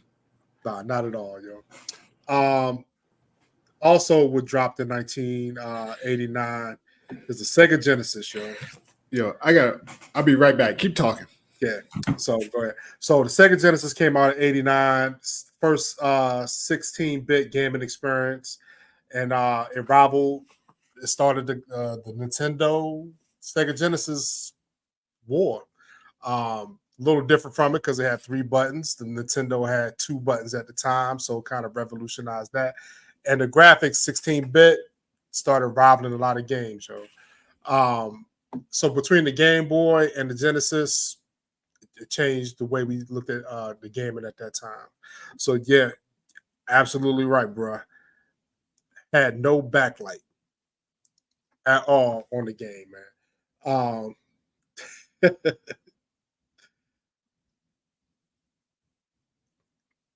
Okay, so Jabbar said he didn't get a Sega Genesis till 1992. I was kind of spoiled. I give you a little. I mean, I was spoiled. So I actually had a Sega Genesis, Game Boy, and a Nintendo at the same time. So, you know, I've always been a gamer all my life, yo. World Wide Web came out in 1989. I don't know if it was accessible to everybody, but I didn't get on the web until 1995. It was funny because me and Ali, like we talked about 95, we had to go to the computer lab in college just to get on the web because we couldn't have access to it. But 1989 when the World Wide Web dropped. Oh, wow. When did it become accessible to households, though? Because I can't remember. Because that was probably till, because even through high school, it wasn't like, I mean, some people had it, but because I remember down the robotics lab, I used to be, we used to just be in chat rooms because there wasn't no like websites and shit. Yeah, you would just go to like different chat rooms or what have you. But I don't know, probably that's what I'm saying. When did the browsers come out, like Netscape and all that? Like, bro, for real, he said it. He said 1995 started before browser. There you go. I'm trying to think. It was probably about 97, 98, 97 when it started getting popular as far as like more mainstream. Mm-hmm. Yeah, but I will say this though because you brought it up. SimCity came out in 1989. Now we spent thousands of hours playing SimCity, yo. We wanted to build that perfect metropolis. Yeah. Whether it was Hollywoodville or Phenom City, everybody was playing SimCity, yo. You just felt like God at that time. And that was one of the biggest computer games ever. And it still spawned SimCity, The Sims, all those type of kind of other world games and stuff like that. Yeah. That's crazy. Yeah, SimCity was definitely crazy. I ain't gonna lie, I didn't, of course I was into it in 89, but probably like later on, like about 95, 96. I remember I had a cousin, older cousin, his wife was really into it. And I had never played it, yo. I watched her play it one day. So one day I just went started playing it. It was addictive. As slow, I didn't say slow. It's just the game. I mean, the game is the game. You play it was definitely addictive, like building these cities. For some reason, I can't even understand it, yo. Like it was just fun to play. Because you have like hurricanes that come through and damage the city and all that stuff. Yeah. All types of craziness. So but SimCity was definitely like one of them games that get you, and it's still out today. They be evolving. I mean, we're from SimCity. You got the Sims where you was people, and that honestly took over a lot of people's lives. Like people was living through Sims. You know what I mean? Yeah, so and it kind of spawned those like I said in other world games because there's a lot of games now that people just walk around and doing stuff. Yeah, for building real, shit. for real. Yeah. And I want to say, bro, for real, if you haven't seen it, yo, definitely watch. It's a show that came on AMC. It was only like 3 seasons. It was a while back. Halt and Catch Fire, yo. Have you ever seen that? Amazing. Like the Amazing. awesome show. Like you said, amazing. About like a startup computer company in the 80s. Then they switched over to like online game and the internet and everything. It's like an awesome show, yo. Halt and Catch Fire, yo. If you get a chance to see it, watch it.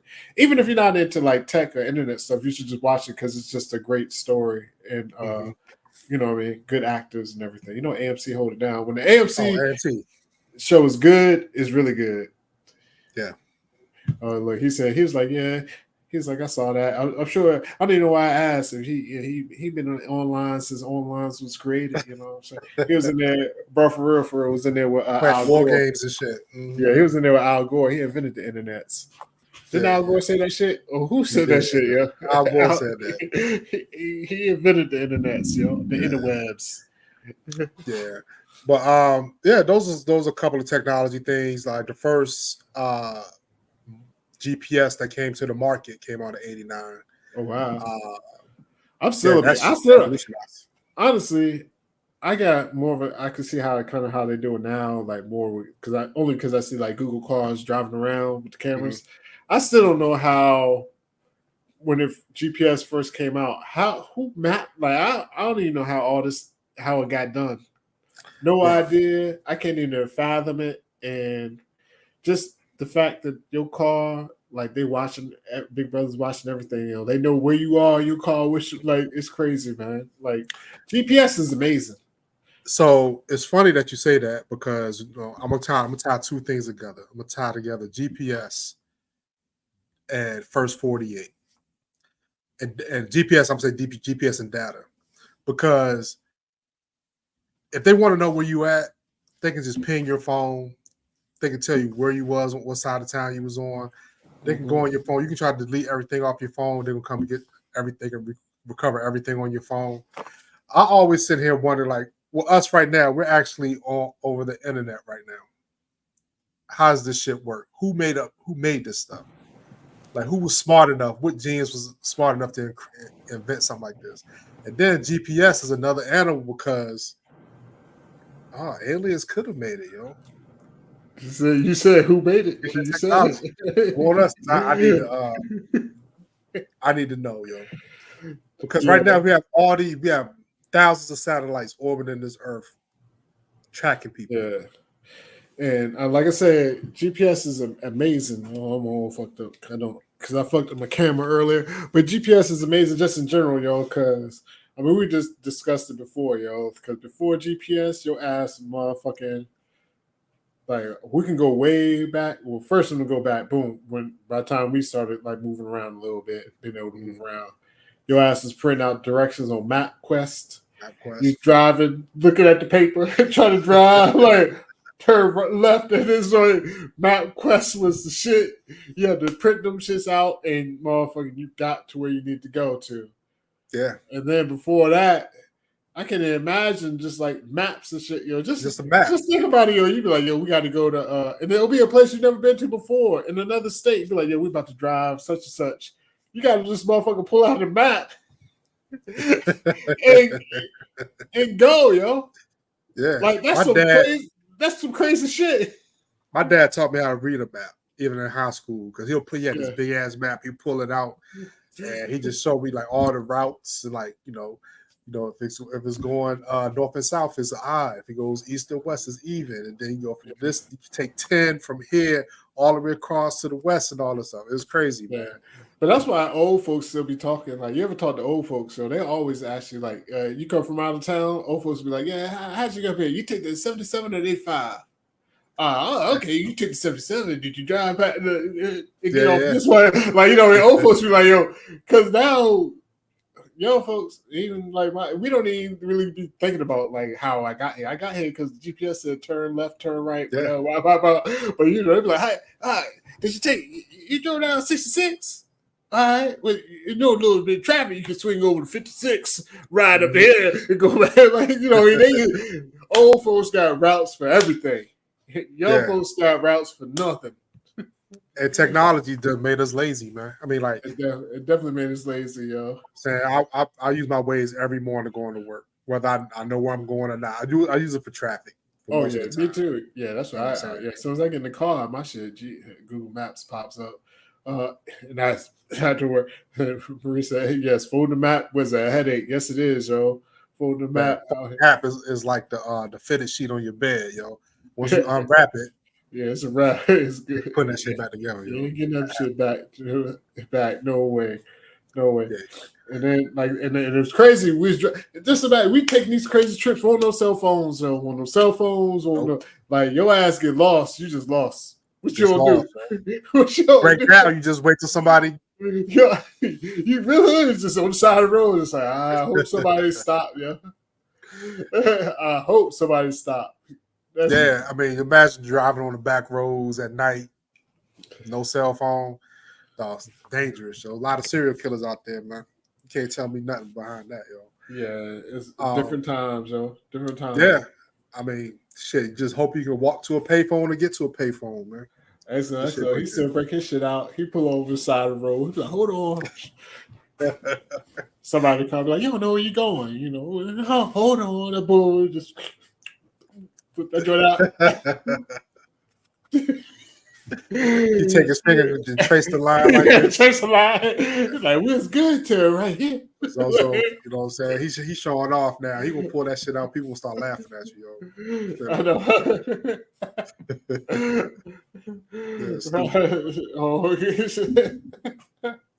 Follow the Big Dipper, yo. Cassiopeia. Where the North Star at? We just gotta go to the motherfucker. Yo, but that's funny though, man. I mean, thank God for technology, man. For all the smart people that make this shit, yo. Shout out to all the aliens, man. Yeah, appreciate all y'all. You know what I mean? Yeah. So we're gonna kind of wind it down a little bit, but there's a couple things I want to touch on, yo. Two big events that kind of piqued my interest. The first one was the Berlin Wall falling November 9th, 1989, yo. Unification of East and West Germany and symbolized the end of the Cold War.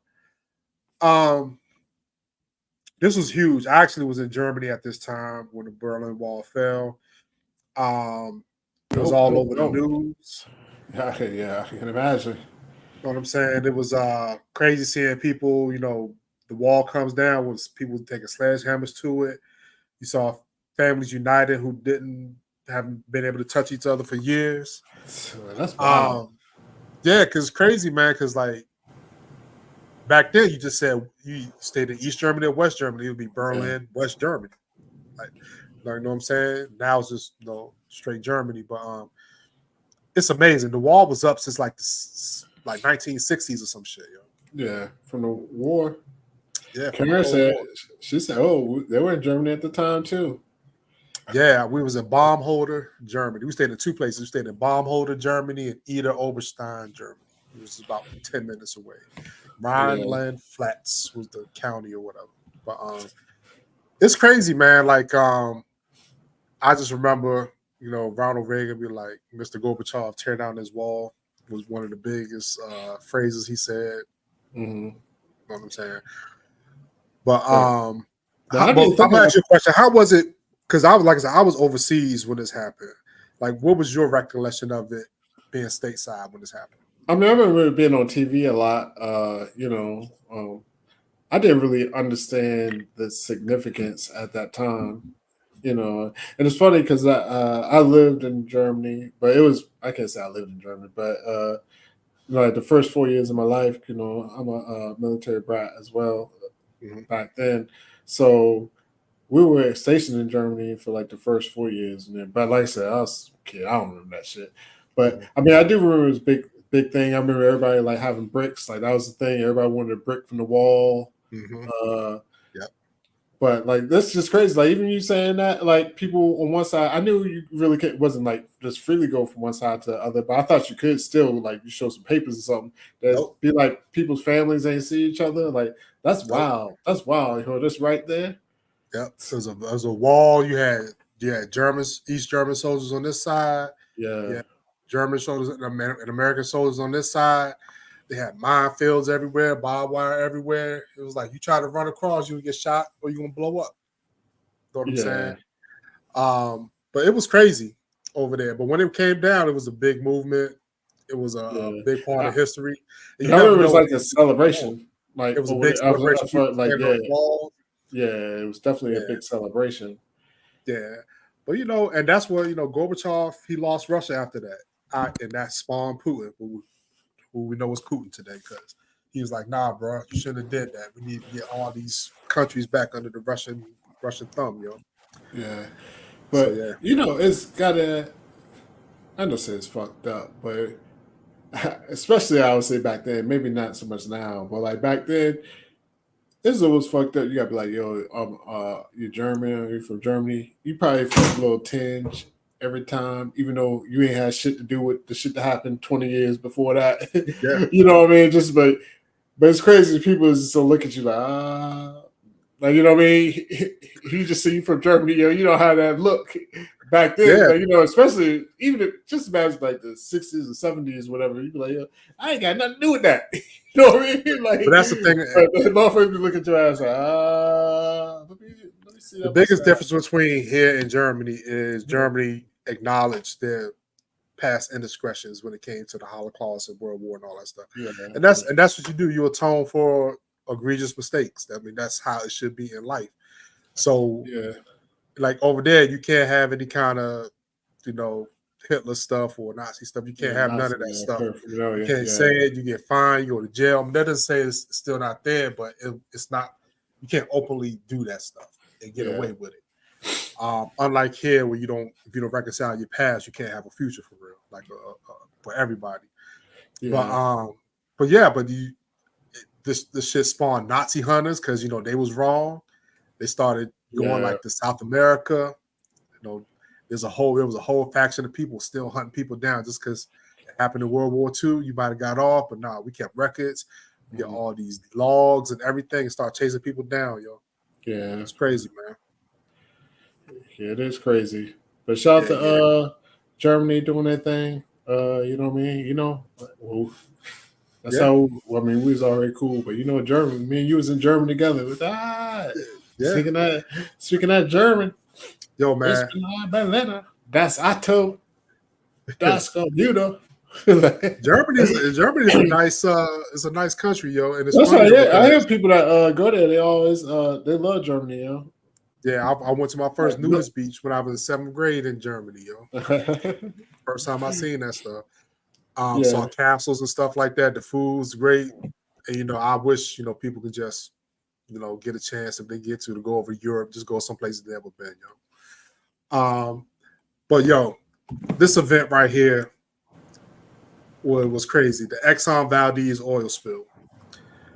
This shit was, I've never seen anything like that. All you saw was like animals and like ducks covered in oil. And when you think about it, it was millions of dollars, millions of barrels of oil all over Alaska. Yeah, that's what I remember. That was definitely the thing, like showing all the animals and stuff, like them cleaning off, like you said, ducks and the birds. That was wild, yo. Like, you gotta think, because that shit spilled in the ocean, yo. You think how big the ocean is, yo. People piss and shit in the ocean all day, yo. Fish piss and shit in the ocean. People piss and shit in the ocean. Like, dog, the chance of you running into some piss is like 1 in a million. Because it's just so big. Because it really, even if we sit next to the pool, to have that much oil cover like that, like that's crazy, yo. That means that was a lot. Like, it was wild, man. Yeah, and it took a long time to clean up. A lot of money to clean up, yo. And I remember when it happened, like it was one of the biggest things because Exxon had to pay a lot of money to have this ship, and it kind of spawned what it is now, yo. Because BP had an oil spill back in the Gulf of Mexico a couple years ago. All that shit, yo. It's crazy, yo. And you got to think as far as like how much damage that shit causes, like in the wildlife. I mean, just And I didn't even know. I don't even want to say naturalist. What's the word? Naturalist. I didn't even know a little tree hugger like that. Even I'm like, yo, that's crazy. Like, come on, yo, we can't do that. Like, we already fucking up. Can we not fuck up that bad? Like, we can't fuck up that bad. Like, come on, bro. Like, that was crazy. And somebody mentioned it. They said your boy was drunk. As an Yeah, accident. I was about to. Yeah, Yeah, they say he was legally drunk when he was tested 10 hours after the incident. 10 hours? He was still he was just throwing them drunk. back, yo. Yo, It affected 1,300 miles of shoreline, affected wildlife and their habitats, $300 million in economic harm, and 2,800 sea otters died, 300 harbor seals, 900 bald eagles, 250 seabirds. Yeah. Damn, it's at 11 million gallons. Yeah. Dog, I need that oil right now. The gas is going up. See, we could use that right now. So I'm blaming y'all. That's inflation. But yeah, that's crazy, man. Just in general, yo. And shout out to Don, yo.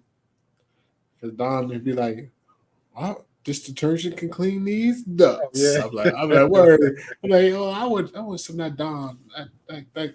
That poultry works, safe. though, yo. That poultry safe this detergent. I don't need none of that. No, I need that poultry safe detergent. You know what I mean? Yeah. But no, Don, I mean, that was a good ass marketing tool, yo. It was. Oh, it was. It worked on me. Yeah. Yeah, man. So I had the moments that everybody became a granny after that. Yo, he was out there. I had the moment was out there hugging them trees. Ain't nothing wrong with that. Hug them trees, yo. Just don't grind on them. Now, yo, we need some shade, man. Yeah, for shit. I know. Still hot. Now I wish we was paying attention to them greenies in the 70s and 60s. Like, damn. Yeah. Yeah, crazy, yo. One last thing I saw, yo. And this is kind of my infatuation with watching like documentaries and stuff.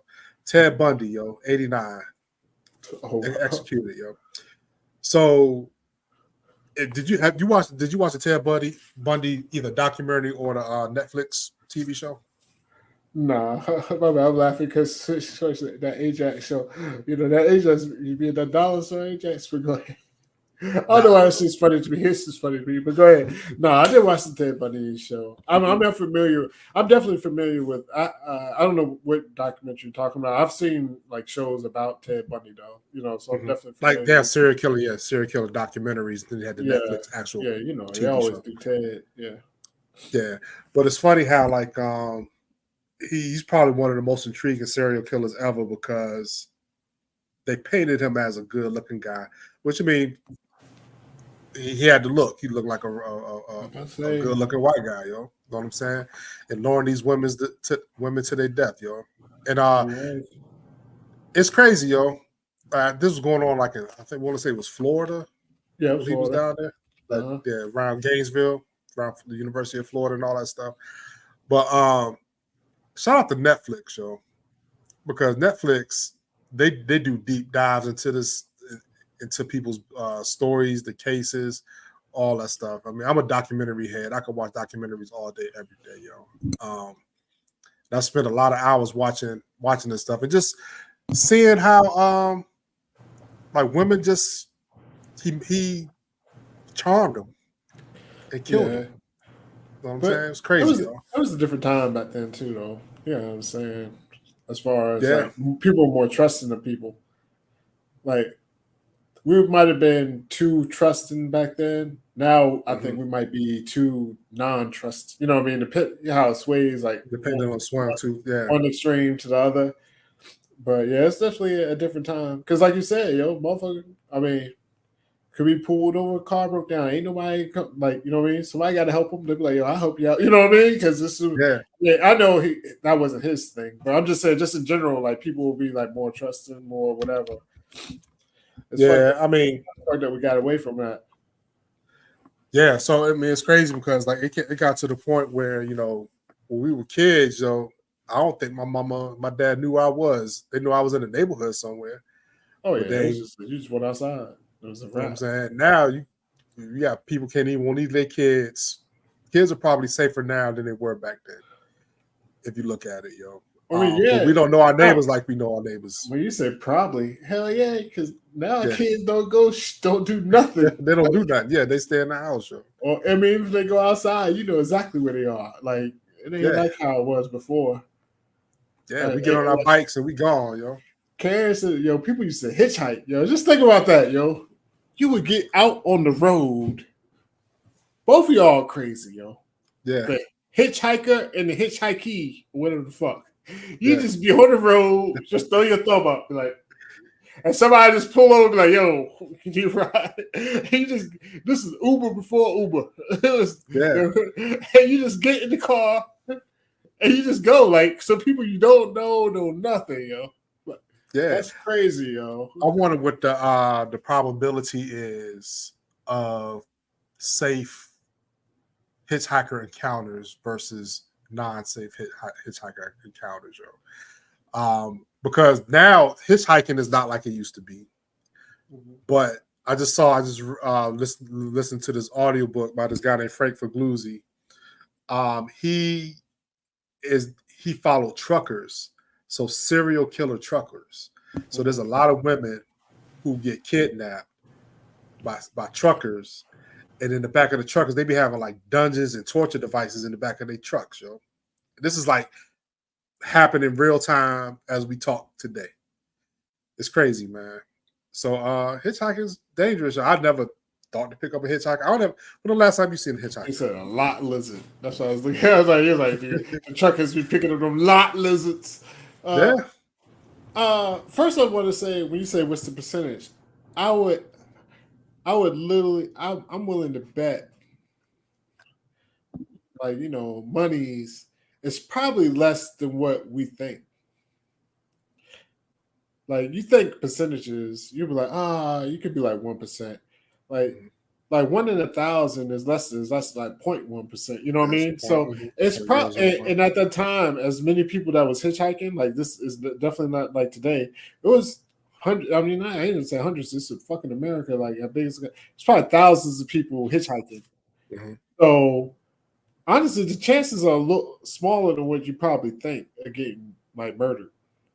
Yeah. But just the fact that the chances there, I ain't really trying to fuck with it. But it's more probability. I will say it's probably like, if you're a woman too, it's probably like way, way higher than if you're a dude. You know what I mean? Like, you know what I mean? So, but it's just crazy. I'm sorry, what was your question? I forgot your question, man. Because I was thinking about abilities. What I'm saying was, when the last time you seen a hitchhiker? Never. I'm not literally, it has to be like back in the 90s, baby. Yeah, it's got to be back in the 90s. Like, you don't see hitchhikers no more. Even when I see somebody walking on the interstate, they don't even hold out their thumb no more, because I guess they know ain't nobody gonna stop. Like, you know what I mean? Like, yeah, you don't see hitchhikers no more at all, man. That's a good question. When's the last time I seen a hitchhiker? Yeah, I'm about to do that. I'm about to just get out there and just motherfucker put my thumb out and see what happens.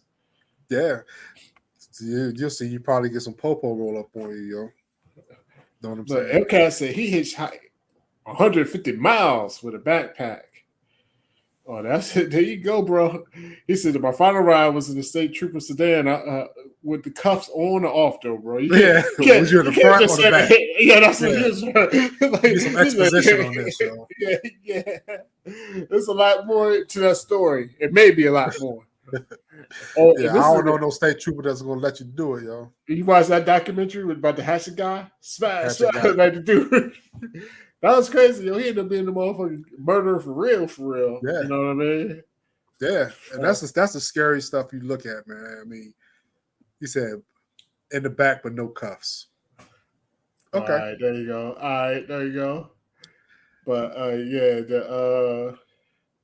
the Chicago. He said, "Put my leg out there." All right, I'll see what I don't know. I might be a little something. I might have to shave it down. I might get a little something. Yeah, you get that Eddie Murphy Arsenio love, yo. Put your leg out there like that, yo. You know what I'm saying? Yo, Eddie Murphy picked up he did. But that is just crazy, yo. Like, when you think of how times changed, like simple stuff like that. Like, hitchhiking was like just a thing people did. You know what I mean? And it wouldn't even be like I'm hitchhiking from a state away, yo, they'd be like, yo, I'm about to hitchhike across America. Like, Yeah. I'm about to get as far west as I can go. They was like, how far west you going? I'm gonna ride it till I can't ride no more. Yeah, I mean, so a hitchhiker, if you want to hitchhike from the East Coast to the West Coast, your probability of not making it is very high, in my opinion. That's what the percentage is raised versus one hitchhike ride from state to state. When we go on multiple hitchhikers, the probability you hurting somebody, you getting hurt is high, yo. Yeah, it's definitely high. It's definitely high, yo. Yeah. Before we slide out of here, I do want to just do a couple things real quick, just because we sports heads. First thing, San Francisco beat Cincinnati in the Super Bowl. The 49ers beat Cincinnati Bengals. 20-16. Yes, it's one of the iconic joints. Joe Montana did this thing again. And Taylor, Montana to Taylor, yo, on the slam. Yeah, I remember pretty much solidified himself again as the greatest quarterback at that time. Tom Brady probably passed him right now, so shout out to Tom. But Joe Montana was definitely the man. Number 16. Cool, cool. One of my favorite baseball teams, one of the only baseball teams I really know shit about, the Oakland A's sweep the San Francisco Giants. Smash Brothers, Ricky Henderson. Yes, sir. Ricky Henderson, like you said, was greatest leadoff man ever. And we had the Smash Brothers, who, when you think about it later on in life, like that team, just those two alone makes it one of the greatest characters ever. As far as Canseco and McGuire. Canseco and McGuire, for the same reasons, steroids, but for different reasons. Like McGuire breaks the home run record, swole as a shit at the end of his career. Canseco, motherfucking sex, drugs, and rock and rolled it out. It's like, yo, but when I was hitting, he was like, I was shooting McGuire in the ass. Pause. Like, you know what I mean? Jose Canseco was like definitely the funniest baseball player outside of baseball, retired, I should say. Yeah, and it was kind of fucked up because, Jose Canseco was like, if I'm going down, I'm taking everybody with me, yo. Yeah, he definitely. Bob McGuire was like an all-American guy. You know what I'm saying? Everybody loved him. So he went from Oakland. I think he went to St. Louis after that. Yeah, that's what he was at St. Louis when he broke the joint. Him and Sammy Sosa. Remember that? We used to hurry up and get back from class. We really didn't really watch baseball in college, but it was much CTV with him, Sammy Sosa, then Barry Bonds was trying to break the record. Yeah, but with him and Barry Bonds, he once he got on that juice, he was crazy because he was definitely a better overall baseball player than Sammy Sosa or McGuire. I will say the season of McGuire and Sosa, just because it was two of them, and it was like boom, boom, like McGuire hit a home run, you come back, Sosa hit two, McGuire come back, hit another two, like you know what I mean? It was just like the race was unbelievable at that time, and it saved baseball because baseball fell off, man. Yeah, definitely. And during the baseball, the World Series, of course, there was the earthquake in '89 in San Francisco. Karen mentioned it. I remember because it was on TV and everything. It was just wild. You saw the highway crack. Yeah, no damage to Candlestick, but definitely damage to the city. It was crazy damage. RIP to everybody lost their lives. Like you said, the interstates, the highways cracked up. That shit was wild. Yeah. And the only reason I really wanted to talk sports, there's only one reason I saw that sports. Shit. And Chicago Cubs, he's from Chicago, but because he's from Chicago. Isaiah from Chicago. Anybody who's ever watched our lives, well, not all, every live, but whenever I can talk about it, I'm a Detroit Pistons fan. Detroit wins the title, first the two back-to-back. Isaiah beat Larry Bird. Look at that. Michael Jordan and Magic Johnson. Look at that. He ran through top three. Larry Bird, Michael Jordan, and Magic Johnson on the way to his first title. It's crazy. So shout out them Pistons. Shout out to motherfucking Rodman. Joe Dumars, my favorite Piston. You know what I mean? We got it all. Vinny Johnson. Somebody with the coolest nickname. Vinny Microwave Johnson. The Microwave, there you go. The Microwave, John Sally, Bill and Beer, Another Buddha. cool nickname, Chad your age, James Buddha Edwards. You know what I mean? So that's really the only reason I want to talk sports, just so I can say shout out to Detroit basketball. Yeah, You know, I mean, that was a good year. Yeah. yeah. But it's funny that because basketball, I mean, so y'all took the reins from Bird, and that was that the series. Like that was the reins. That was your first win, Yeah, that was the first one. Mm-hmm. and then the second one, the next year, y'all beat the Trailblazers. Yeah, Trailblazers. Yeah, Yep, this one we beat the Lakers when Isaiah sprained his ankle. Still, motherfucker. and went off for like 40 something. Yeah, With a 16 bad ankle. in the fourth on the bad ankle. Boy. Yeah. So, But it's crazy. Like before we go, another sport, the Michael Jordan shot over Craig Elo happened in '89 in the Cavaliers game. The iconic from the free throw line like this and hit it. Just jealous because it was a thing. we talk about this bad boy Pistons. Yo. I don't like to fuck about Jordan. Fuck Jordan. Fuck Mark Price. Fuck the Cavaliers. Cleveland. LeBron. I don't even know all the motherfuckers. Brad Daugherty. Fuck. We talk about the Pistons right now. No, go ahead. No, for real. It wasn't iconic because we did like and hit that joint, and then he did the afterwards. Iconic. And Craig Elo, yeah, all on the ground like that because he was mad, yo. Yeah, it was fire. It was fire. Yeah, I forget the Heat. I think the Heat. Did the Hornets come out? I thought it was two teams that came out that year. No, the Heat came out. Heat and Ronnie, shout out to Ronnie Cycling. Ronnie Cycling, yo. Heat legend. Heat legend. You're right. Last but not least, Pete Rose got banned from baseball. So it's funny because there's a documentary coming out. There's like a lot more talk right now about Pete Rose. Should he be in the Hall of Fame? Yeah, he has the most hits in history and all that stuff. And he even said, I didn't bet. I bet on the game. I didn't take any steroids. I never cheated the game. I always played. And should he be in the Hall of Fame? They say he always bet on himself too, from what I understand. He never bet against his team. At this point, I mean, you can always. I hate that little extra shit, but I mean, like all the motherfuckers should be in the Hall of Fame. I mean, it's a part of the game. Like the Hall of Fame, yes, it's the Hall of Fame. You want to honor the people, but it's also about the game. You got to have history of the game, so you can't have the motherfucking hits leader. Dude running over people in All-Star games. Charlie Hustle, yeah. Like fuck you, catch on. It's an All-Star game. I know he was probably like, it's an exhibition, man. Like, why are you doing this? Like, you got, like you said, Charlie Hustle. Like, he's part of the game. You can maybe not give him a bus. I mean, you got to do something for him. And just like what I say, like Barry Bonds, Jose, Mark McGwire, Barry Bonds, Sammy Sosa, all three of them got to, I mean, it's a part of the history of the game. Like again, even if you're not going to give them like the bust or, I mean, I ain't saying you got to give them their own like super shrine, but it has to be recognized somehow, some way. I definitely agree, man, because he's still the hits leader. Like he is like almost 100 hits more than the next person. Yeah, in history. Yeah. Nobody's even came close to him. I mean, Derek Jeter got 3,400. He had 800 more hits than Derek Jeter. And I'm talking about somebody, he got 500 more than Hank Aaron. He needs to be in the Hall of Fame, yo. Yeah, that's crazy. I remember when this got banned. That was like a big thing. So, yeah, I mean, because he was Mr. Baseball. He was everything.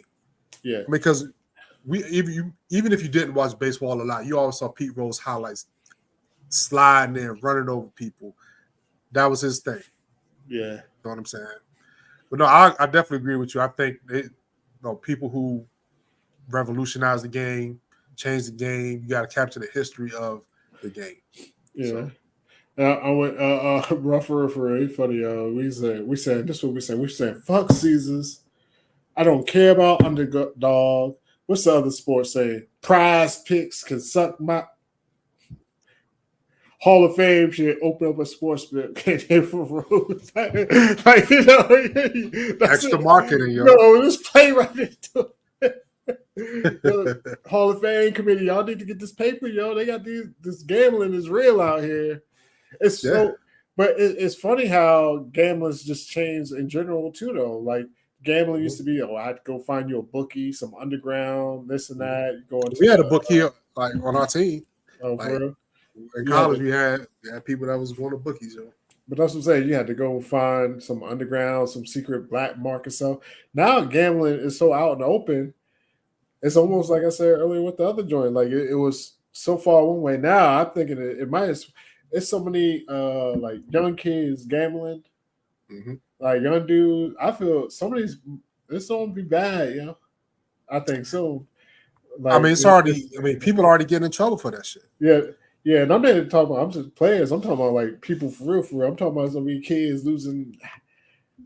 Well, they don't have no houses just yet because the housing market is all fucked up. But I mean, just losing their life over gambling, yo. It's like young kids, like in their 20s that I know all they do is they gamble all day. And guess what? The house is not set up for you to win, brother. Nah, it's They never. all, like, you know what I'm saying? So it's a crazy thing.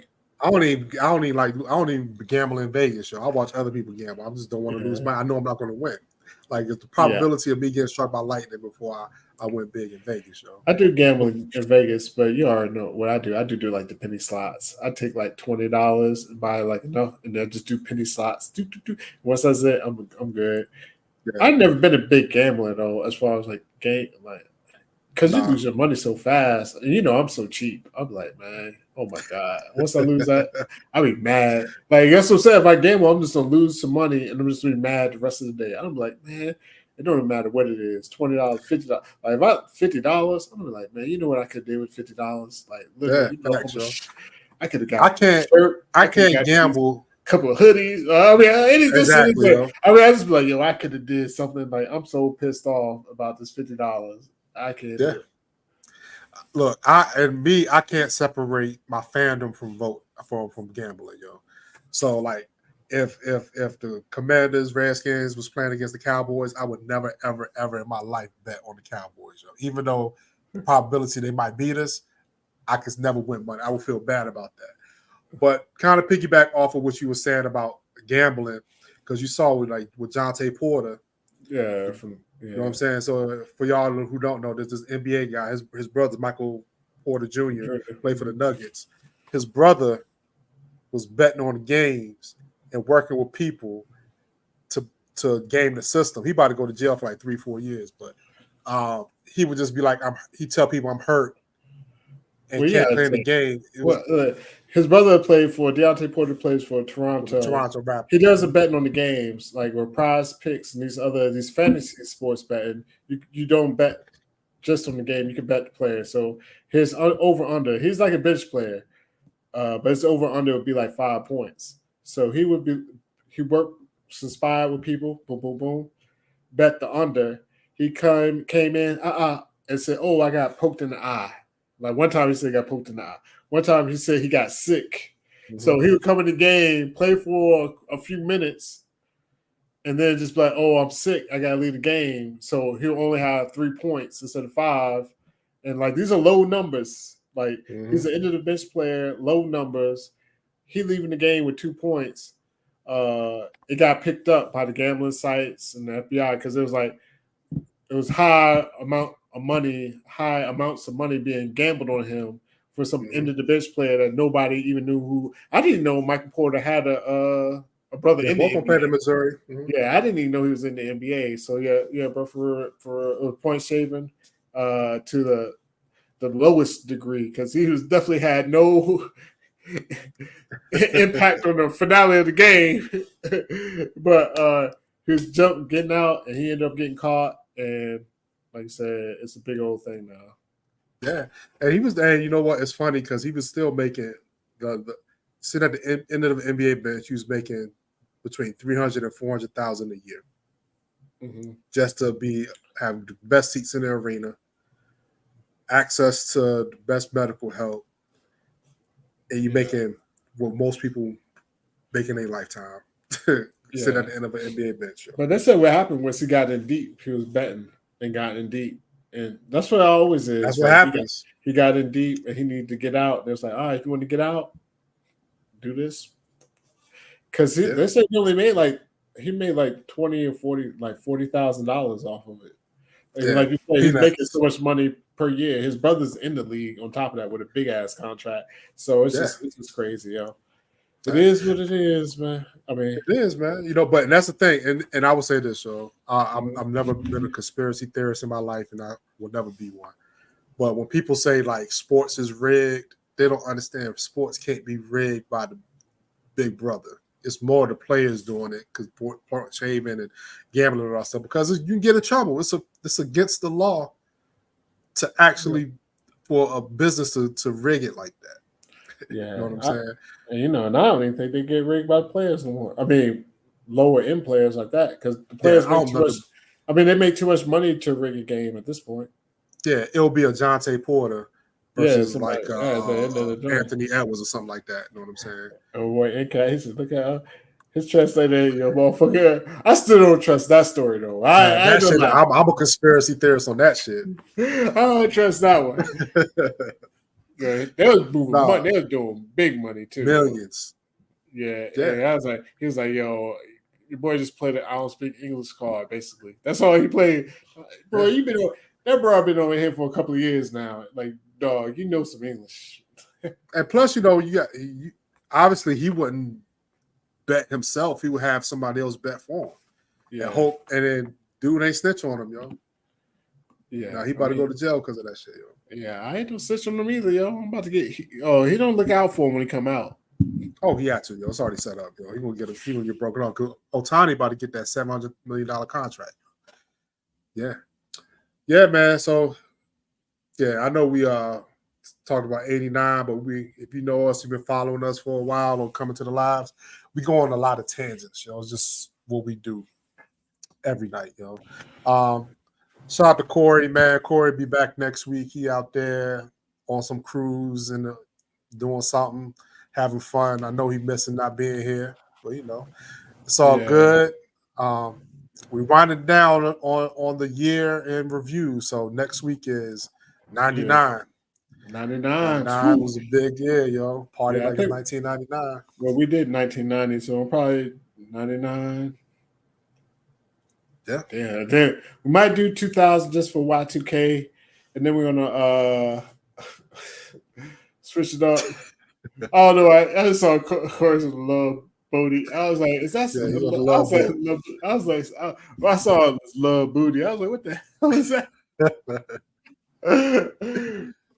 But we got some more stuff lined up to you besides the years. I mean, of course, as we mentioned before, we're probably gonna rewind on some of these years, like just focus on certain topics. That's more widespread because, I mean, as you guys know, every time, and gals, let's say, guys and girls, well, men and women know, every time we do it, it's so much shit in the chat. Like it's a motherfucking, it's a plethora, like plethora of topics that we can go over. So we're definitely gonna rewind on some of it and do a couple of different things. So we don't make it work. Yeah. We don't make it work. Yeah, we got some exciting topics coming in, man, and some stuff that's going to foster a lot of discussion. That's what we do. I mean, we love to get y'all insight to, and trust me, the way we talk on camera is how we talk off camera, yo. And though we've been friends for a long time, joke with each other, laugh with each other, argue with each other, all that stuff. But it just see me, Corey, and Ollie on here. It's damn near 13 of us, 10, 11, 12, 13 of us out here who have these conversations and get loud and all that stuff. But, we just want to give y'all a little glimpse into what we talk about. Glad y'all come on this journey with us every week. Check out the channel. We got a Patreon page that you can get exclusive content. Early releases on our reaction videos. The reaction videos have been so much fun, opening our eyes to a lot of music that we normally wouldn't listen to. So hopefully y'all do the same. Just check out the channel and all that stuff. And, any last part words? Oh,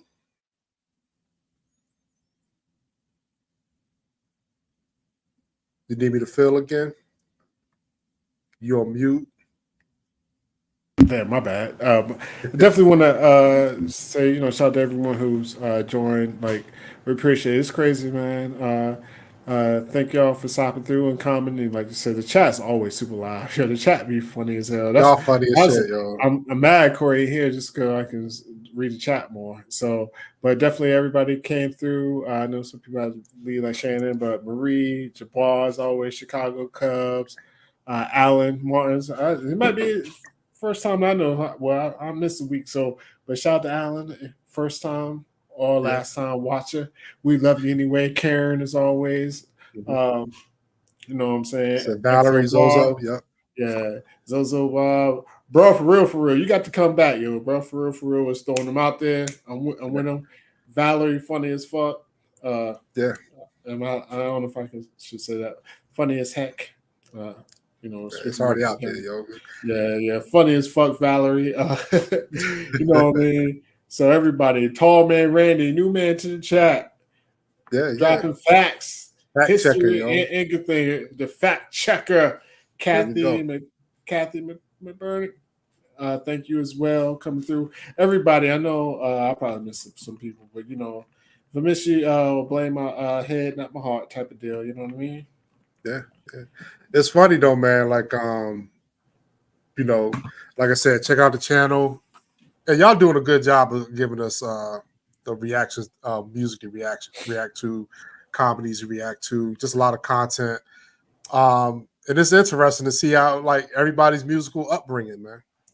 You know what I'm saying? Sure, and I'm glad y'all gotta give us some grace on you know, not knowing stuff, because you know we don't. That's why we're doing it now.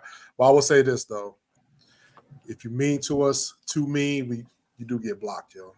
Now you ain't gonna get blocked. You just get your comment hidden, and you can just comment to yourself, yo. We have thick skin, but some stuff is like, man, stop being a bitch. Nah, I ain't being a bitch. I'm like, huh? It's my channel, yo. If you don't like what I say, go make your own channel, yo. Nah. We ain't about that. Nah, I love it.